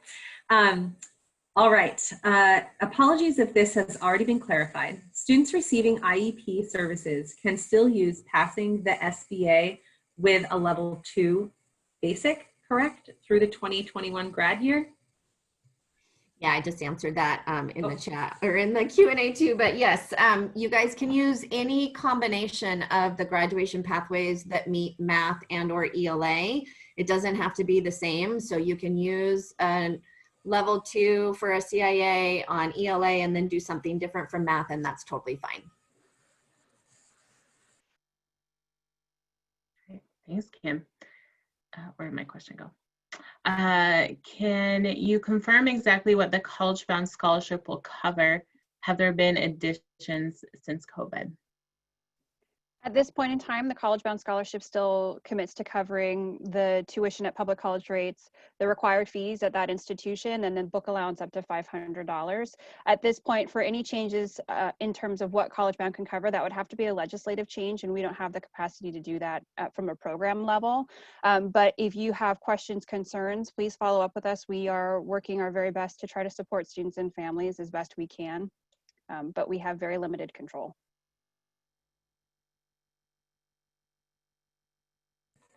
Okay, great. These two questions came in back to back, and it sounds like our school partners would really like a list of schools that are test optional versus test blind. And if there's a way to find out exactly who is no longer using the SAT or ACT. I don't know who would potentially house that list. Maybe the Washington Council website, if it would be a possibility. Any thoughts? I don't know. Fairtest.org does have a list that they keep pretty up to date, and you can search by state from what I remember. So it depends on what thank you for putting that in there, Ruth. It depends on what they've taken from us, but that would be your best resource if you're looking also beyond Washington State. And it's my understanding that with the handbook that you guys will have a link to, that most of us, if not all of us, had provided that update under our school profile as well. Also, another resource for private and independent, Terry mentioned it in her presentation, and then Julie for council presidents for the public universities, and then CTCs. So it may not be all of us together, but all of our kind of governing boards that we work with will have that list available for those resources. And Fair Test will go a little bit further in that they will designate who is test optional and who is test blind. So they'll get really specific. Thanks, Carl. All right. Oh, I lost the question. Oh, here we go. How impactful will the COVID question be on Common App for admission acceptance? Have schools not using Common App put a COVID question on their application this year?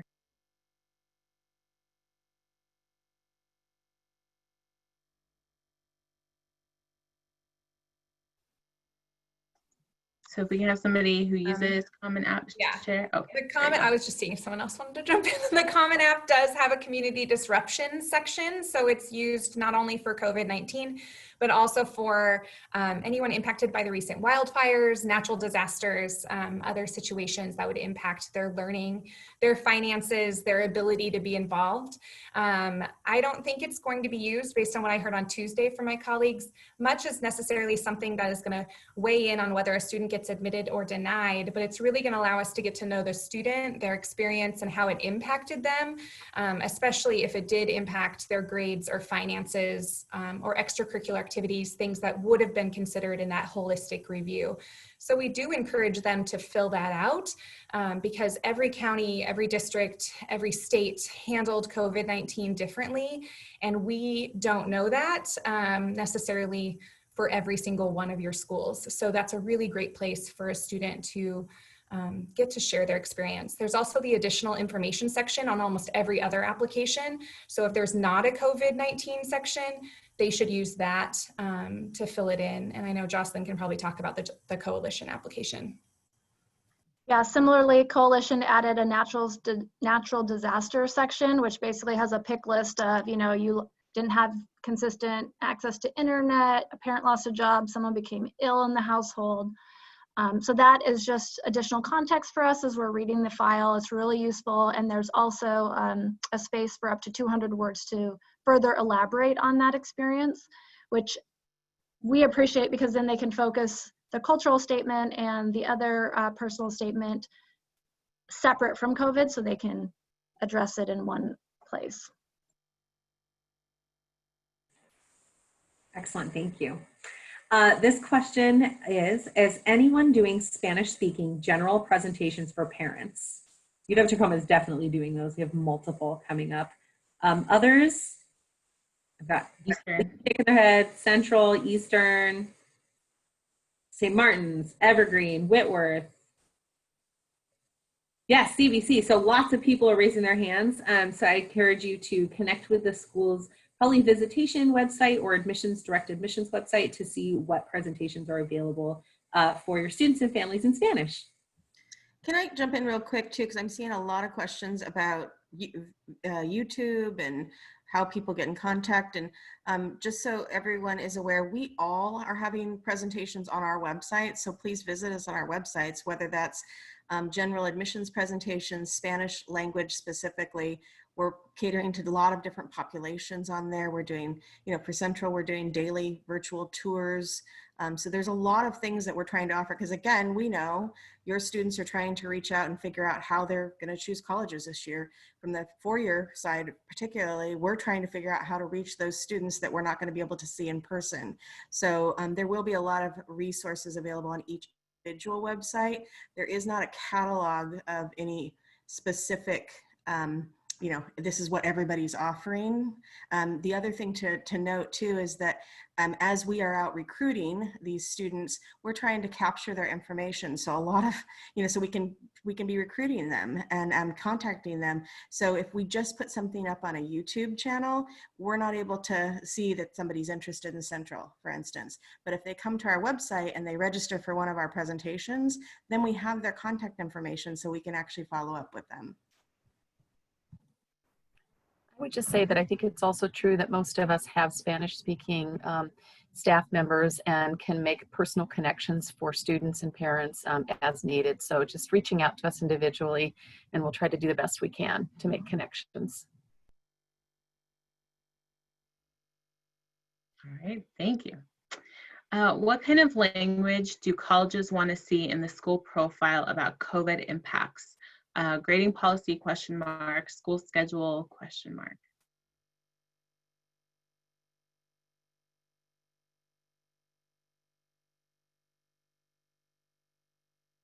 Both.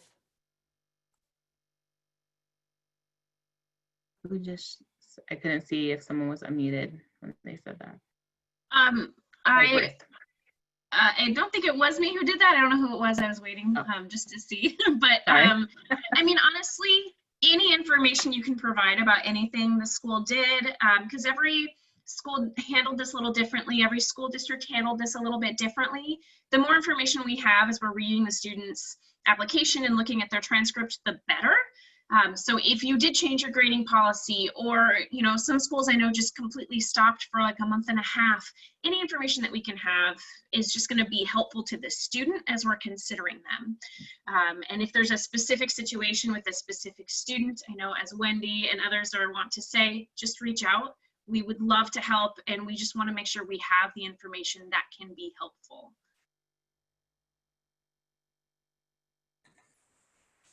Okay. Do you know of specific organized events scheduled for virtual college fairs that include community colleges, public and independent state schools for the fall? Any recommendations would be great. Panacac, woo! Yeah. Any other answers other than the Panacac Fair? Because I think right now that one encompasses community colleges, out-of-state colleges, in-state public and private, out-of-state public and private. I think the only thing, Megan, I want to add, this is Melanie at CBC. We are starting to see schools try to schedule their own college fairs, and it's with great intention, we know, to connect with your students. The Panacac Fair is really going to be a great way for, the platform is already established, so it's easy for you and your students to plug into it. It's also been made very user-friendly for us as schools to plug into it, and it really creates the best connection point. So while we know things don't look like they have looked historically, and we want to value that your students are super important, and we want that opportunity to connect with all of them, the platform and the functionality is really provides safety and security for all involved. So we really encourage you to look into that. Thank you. I'd also like to say there is a national college fair too. So I know some families, the weekdays are not great. And the National College Fair, I think, is not as representative of our Washington State schools. But it does give you a different option because those tend to be on Sunday. So it just gives families a different opportunity to connect with some schools. It is a different virtual format, but there's 2 in October and 1 in November, I believe. So I think it's virtualcollegefairs.org. And to note on those national college fairs, not all of your in-state or regional schools will be at each one of those. So you'd have to search through to see which schools are represented on each of those days. And Megan, this is Christina from Tacoma Community College. And in response to partnerships, recently the 4 local community technical colleges in Pierce County, which is Bates Technical, Clover Park Technical College, Pierce College, and Tacoma Community College, we've come together and jointly presented on the fine offerings at all 4 of those great institutions. So my guess is that that partnership will continue for this incoming class of 2021.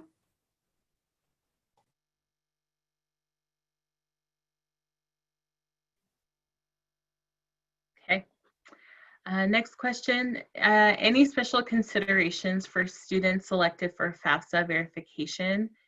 For example, use 2019 tax copies instead of having to get a tax transcript and/or non-filing letter from the IRS. Let's talk about verification. I have favorite topics, maybe not my favorite topic. I even have literally cupcakes by my desk, which you can't see, because of verification. So if your students are selected for verification, not all is lost.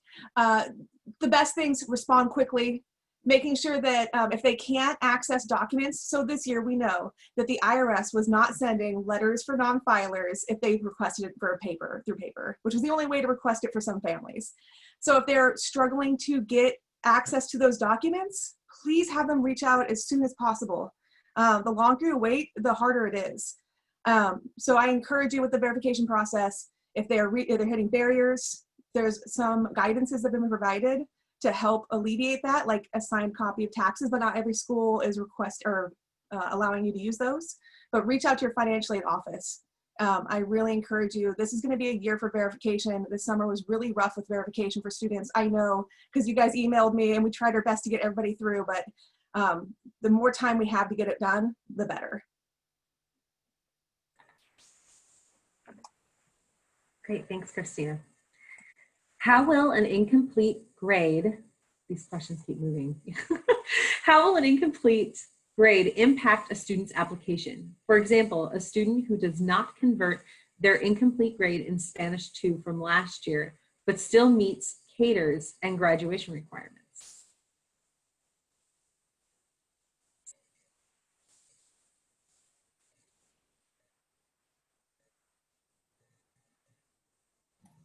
Megan, can you repeat the question? Sure. Sorry. How will an incomplete grade impact a student's application? That's the actual question, and they provided an example. But if an incomplete grade is on the application, will the student still meet CATER's? Student who does not convert their incomplete grade in Spanish 201 from last year, but still meets CATER's and graduation requirements.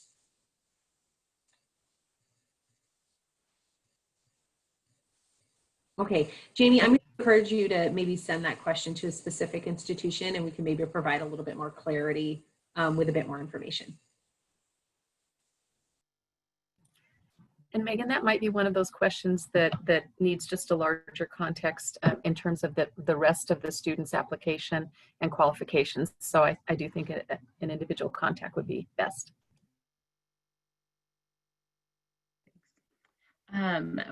This is about the College Bound Scholarship. For our class of 2024, is the November 30th a hard deadline? Yes.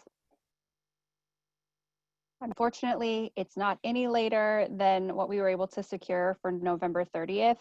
We realize that's a tight turnaround, specifically for our students who went remote last spring. What's really important to know is that College Bound will be sending out a missing information letter directly to students with a return envelope. So we're doing our very best to meet students where they are. If you have the capacity to go into the College Bound portal and update bad addresses or make sure that your students' addresses are correct, that will be really helpful for us. We're planning on sending out that batch of missing information letters in the beginning of October. So we still have a couple of weeks left of September. So if you can get in there and update addresses to have the most up-to-date contact information, that would be really beneficial for us, because unfortunately we're really limited in terms of how we get that information into the portal. So that's what you can do to kind of best assist along that way. But if students have any questions about that, or families, or if you have or need any additional information, you can reach out to me, or you can reach out to our College Bound main line. It's just collegebound@wasac.wa.gov. And we can answer your questions. We're here to answer as best we can. Thanks, Akiko. This information I know is available in the handbook under each college's individual little blurb. But have there been any updates or changes on application deadlines, priority and or regular? Has anyone made any updates from last year? Okay, great. Looks like Mindy. Yeah, we did move ours from February 1 to March 1. We also moved our scholarship deadline from February 1 to March 1. I think most of us would have included those updates in those videos that we've submitted to, and I think that Melody looks like she just linked those down at the bottom. Great, thank you. Is there any flexibility for 2020 seniors who took a gap year or possibly longer for College Bound not used in the timeline expected? So the deadline or enrollment for students to be at a post-secondary institution is still the same. So students have, if they graduated with the class of 2020, that means that they have until September of 2021 to enroll. So it gives them as wide of a window as possible, but unfortunately, because it's in statute, it's required that they have to enroll by that September. So again, a lot of the program requirements for College Bound aren't things that College Bound determined, but what the legislator determined. So if you have questions about that, we're happy to clarify, but we don't necessarily have the power to change some components. For the class of 21, how will the end of junior year grades be evaluated for academic rigor when many schools had such varied grading policies? Things like pass fail or satisfactory, unsatisfactory, incomplete, A.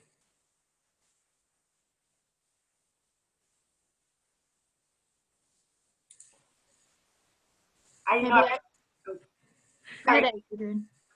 would just say that, every school, this holistic review we do take seriously, and in having certain high schools and regions that we work within, we really try to get to know your school and all the applicants we see from that school to understand the very real realities. And it's never been more important in how we approach that holistic review, and really using everything you provide, as well as that your student shares about what that looks like. And we know that every student has a really unique journey, especially this year. And so we'll try our best and really strive to understand those realities in any decisions we make. I think the only thing I would add, again, that is the beauty of holistic review, but what we seem to be seeing a lot of right now is the question or idea that students are competing against someone, say from Seattle Public Schools, who had all A's or incompletes. And so they're thinking, oh, well, this person had a 4.0, but I just had passes, which is essentially, the same. And we're trying to assure students that it doesn't work that way, right? Like, we're taking the context of your individual experience into consideration and assessing that in and of itself, not in comparison to your peer who's also applying. So anything you can do to help us share that with the students and families that you serve would be really, really helpful. But again, that's the beauty of the holistic review, is we can take all these factors into consideration. Thank you. As we have a few more minutes for live Q&A, I'd just like to ask my colleagues to jump into the Q&A and start providing some responses, typed up ones, as we go through a couple more before we switch over to the closing. And then with that, I'll ask another question here as well. So some multitasking is needed. How does our district submit or prove or show evidence that the student has met CTE sequence? Do we just document it on our end and check a box somewhere for them? Yeah, just real quickly, that information is pulled through CEDARS, and so they do grade history, and as long as your course sequences for CTE have been approved, those will be pulled through the CEDARS grade history. And then also, just for those of you asking about posting to transcripts about graduation pathways, it was supposed to be on the transcript last year. That was obviously a new thing, but COVID caused us to pull that back. And it remains to be seen whether or not we will have met, not met for graduation pathways on this year's transcript, like we do for high school and beyond plan. So that is still being decided, and will likely be determined by how long we're in remote learning and the impacts on the senior class with potential waivers of credits and all the stuff that we don't know what's coming yet. So stay tuned. Okay, this question is that their school lists publications as a cater because it offers college and the high school credit in journalism. And does this work as a cater? So reminder, your district, your school, you get to determine if something is a cater. If it's an English curriculum and you determine that it is an English course, you determine that the indicator on your transcript.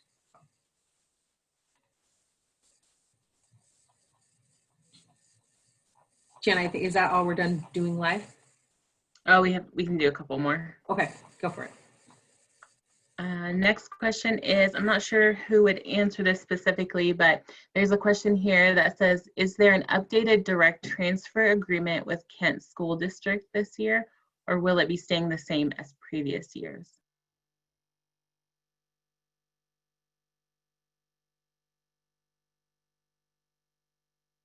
Okay, with no responses, the person who asked the question, please reach out to the institution or schools that you've worked with for a more specific response. Is there a virtual submission solution for College Bound? Last year, the actual printing out and mailing of the signed app was a hurdle for families. So in terms of what we can accept a scanned copy of that missing information letter sent in through our secure portal. That's been an option available for quite some time. We encourage you to use the secure portal because that way the information that is on the application stays between our two institutions. In terms of a virtual way to accept the application outside of that, we don't have anything you can send via fax. We are working towards some best practices to ensure that students and their families don't miss out on the application process. Again, what we will be offering in October is sending that missing information letter or that component of the application directly to the address we have on file with a return envelope available. So that way families don't have to come up with a stamp, they don't have to find an envelope. We're encouraging schools to have at meal pickups copies of their MILs printed so that way they can do that touch point with students or where you know you're going to see students and their families. But we would really love to hear from you guys what your feedback is and what best practices would work in your region or your district, because in terms of what we can do, we're limited, but we are very willing to try and partner with you to figure out what solution works best for you and your students. We don't want students to feel as though they're at adverse risk to not complete the application process. So that is really not what we want. So anything around that, you can contact me and I will happily set up some conversations with you guys to get this partnership moving forward.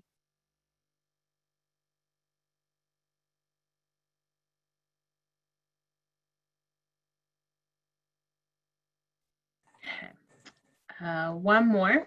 How can we use the SBA results to guide 10th grade course selection when we register for the next before sophomores test? Thanks, Jenna. I've answered that one a couple times, so I'll say it out loud. When I was at this event last year, this was all brand new, and I saw the look in everyone's eyes when I said, yeah, you're supposed to use SBA scores to inform junior year courses. Knowing that all of us usually go through that process by, I don't know, February or March, it was kind of a huh. So what I suggested then and what holds true now is when I was school counseling, we always did a cleanup process right before summer to try to fill gaps and make sure students had what they needed for the fall. And really, it should not be like a comb through all your sophomores again. It's more like look for those anomalies, right? The student who maybe scored a 2 or lower but signed up for AP English, is that a good choice? Or vice versa, they scored a 4 but they're not signed up for any advanced coursework. Maybe a quick convo with them to say, hey, have you thought about your course choices for junior year? It looks like we might want to reevaluate, would be necessary, but certainly not like every single sophomore having that level of detail in the process would not be feasible that time of year for sure, because we're all hair on fire with graduation and everything else that happens at the end of the year and hold on by fingernails. So for all of you who asked that question, I tried to answer you in the chat. I hope that's helpful. I know it's not an easy requirement. We had, lots of conversation about legislature's good intentions that don't always match reality. So we do the best that we can to try to know that this is really about helping students make good choices for their classes. So bottom line, hopefully we're not making huge shifts in schedules because of an SBA score. And Jenna, I have one more that I had marked to answer live and then go for it. All set. And this is about that they realize most students are doing online school due to COVID, but how will colleges in general view online schooling as opposed to students who attend a traditional high school program? This is about how you are transcripting. This is about your own curriculum. It is very unlikely that we will know if your student sat in class for US history or was sitting on their dining room table for US history. So again, a lot of this comes back to how your school district is transcripting your coursework. Okay. And I think we're all doing online school too, so. Yeah. And online work and online presenting. A lot of online. Thank you everybody for your questions. I think we had over 150 questions asked, so quite impressive.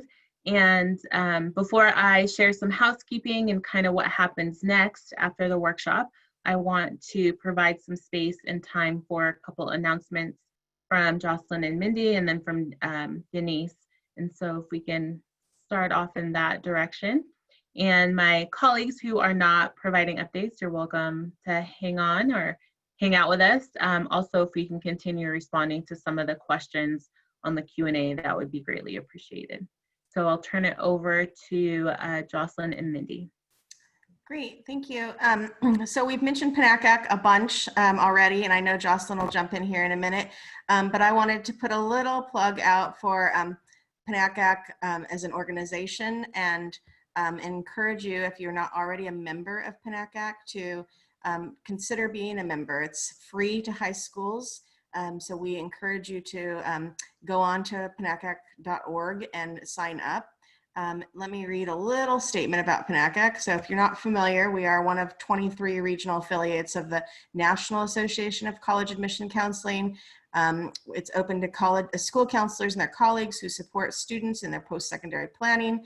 We're part of a 5-state region: Alaska, Idaho, Montana, Oregon, and Washington. And we provide a lot of resources for our members to guide and empower students as they prepare for college admission. Becoming a member and getting involved is a great way to share your ideas with professionals throughout the Pacific Northwest and country. Again, the membership is free, so if you, it's for your whole high school, so it provides professional development opportunities, government advocacy efforts, and that we all get to enjoy. And normally, and I think one of your colleagues is on here, Stephen Russell from Blanchette High School, and he's actually our membership chair. So if you have questions about membership, you're also welcome to reach out to him. You can find his contact information on panacac.org. Jocelyn, you want to talk about fairs? Sure. So Mindy and I are on the board, the PNACAC board, and we're the college fair co-chairs, and we're really excited to try something new this fall and do a virtual fair. And we serve a 5-state region, so what we're trying to do, although it's digital and your students and you can log on at any point in time, the website is live and open. I dropped it in the chat, but I'll put another link in there here after I'm done talking.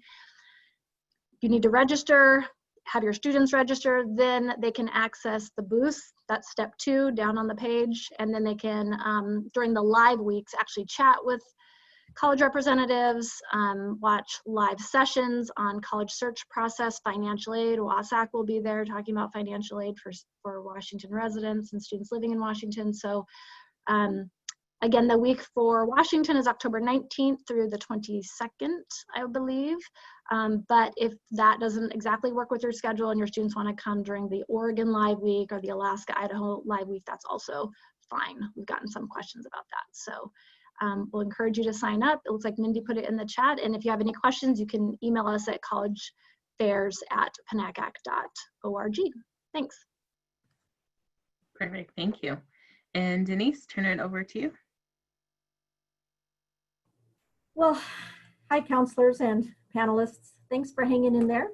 I hope you're off to a great start. I want to share my screen and let you know something that WASCA is offering. And just to give you a heads up that this is coming down the road sometime this first half of the school year, we're going to be doing a book study on interrupting racism, equity, and social justice in school counseling. Again, early planning stages. You may see the link down at the bottom. That is a link to the book, not to a registration form, because we are so early in getting this. But I did want to take the opportunity to let you know this is coming down the road. We'll be doing a statewide book study. I'll lead it along with our middle school vice president, Melissa, and our membership chairperson, Gretchen. So that's there. I'll put that book link in the chat for you all. And then I just wanted to make sure you guys know that WASCA is always working hard on your behalf. Our advocacy chair, Nita Hill, is on top of legislation and the things that impact our work, trying to always ensure that school counselors are actually doing the work of school counseling and advocating, of course, for appropriate ratios for our profession. So thank you for the time, Jana and Washington Council. I appreciate you. Great, thank you. And thank you for WASCA for providing the clock hours as well. And before going to those details, want to thank Melanie from CBC and the crew there for supporting our Zoom platform and for receiving 100 emails probably from me over the last couple of weeks. So really appreciate all the support from CBC and holding this workshop for us. And thank you to all my colleagues, all the agencies and institutions. Appreciate your thoughts and your energy and support as we have converted 9 days into 2 virtual workshops. And so we are officially done. Before you go, I think it's really important that all the agencies, all the institutions give a huge round of applause and thank you to Megan and Jana. This is a feat. This thing is hard enough to schedule in person, but overcoming all this and the smoothness and doing it to Zoom and all this other stuff, we couldn't do any of this without you. And thank you so much for coordinating and doing all of this work. We appreciate you all. All of it owe you a drink. So like you're like set for like 2022 beers or whatever. So take us up on it. Don't be cheap. But thank you so much for everything. It has been amazing and we truly couldn't have done it without you.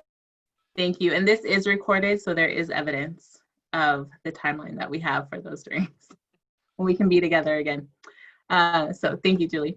Next steps and what will happen is you will receive an email from me, maybe by the end of today, tomorrow for sure, about clock hours and how those will be taken care of, as well as some links to the handbook again, the videos to watch, as well as a survey, because we would love your feedback. And it's a super short one, so 4 questions. And we'd love to know what you thought about this new process. And following that, we will work to get the recordings up onto the Washington Council page, as well as all the PowerPoint slide decks. And so those may not be up before the end of the week, but hopefully very soon. And I will be sending out a reminder as well. So you'll receive a few more emails from me, either through my email address or through Eventbrite. So please keep an eye out. And I know some folks signed up for multiple people from their district or their school. So please feel free to send those emails and those links out as well. We want these resources to be used and to help you throughout this year. And so with that being said, good luck this year. Please make sure to reach out to us whenever you need to. We're here for you. And hopefully we see each other in person next year. Take care, everybody.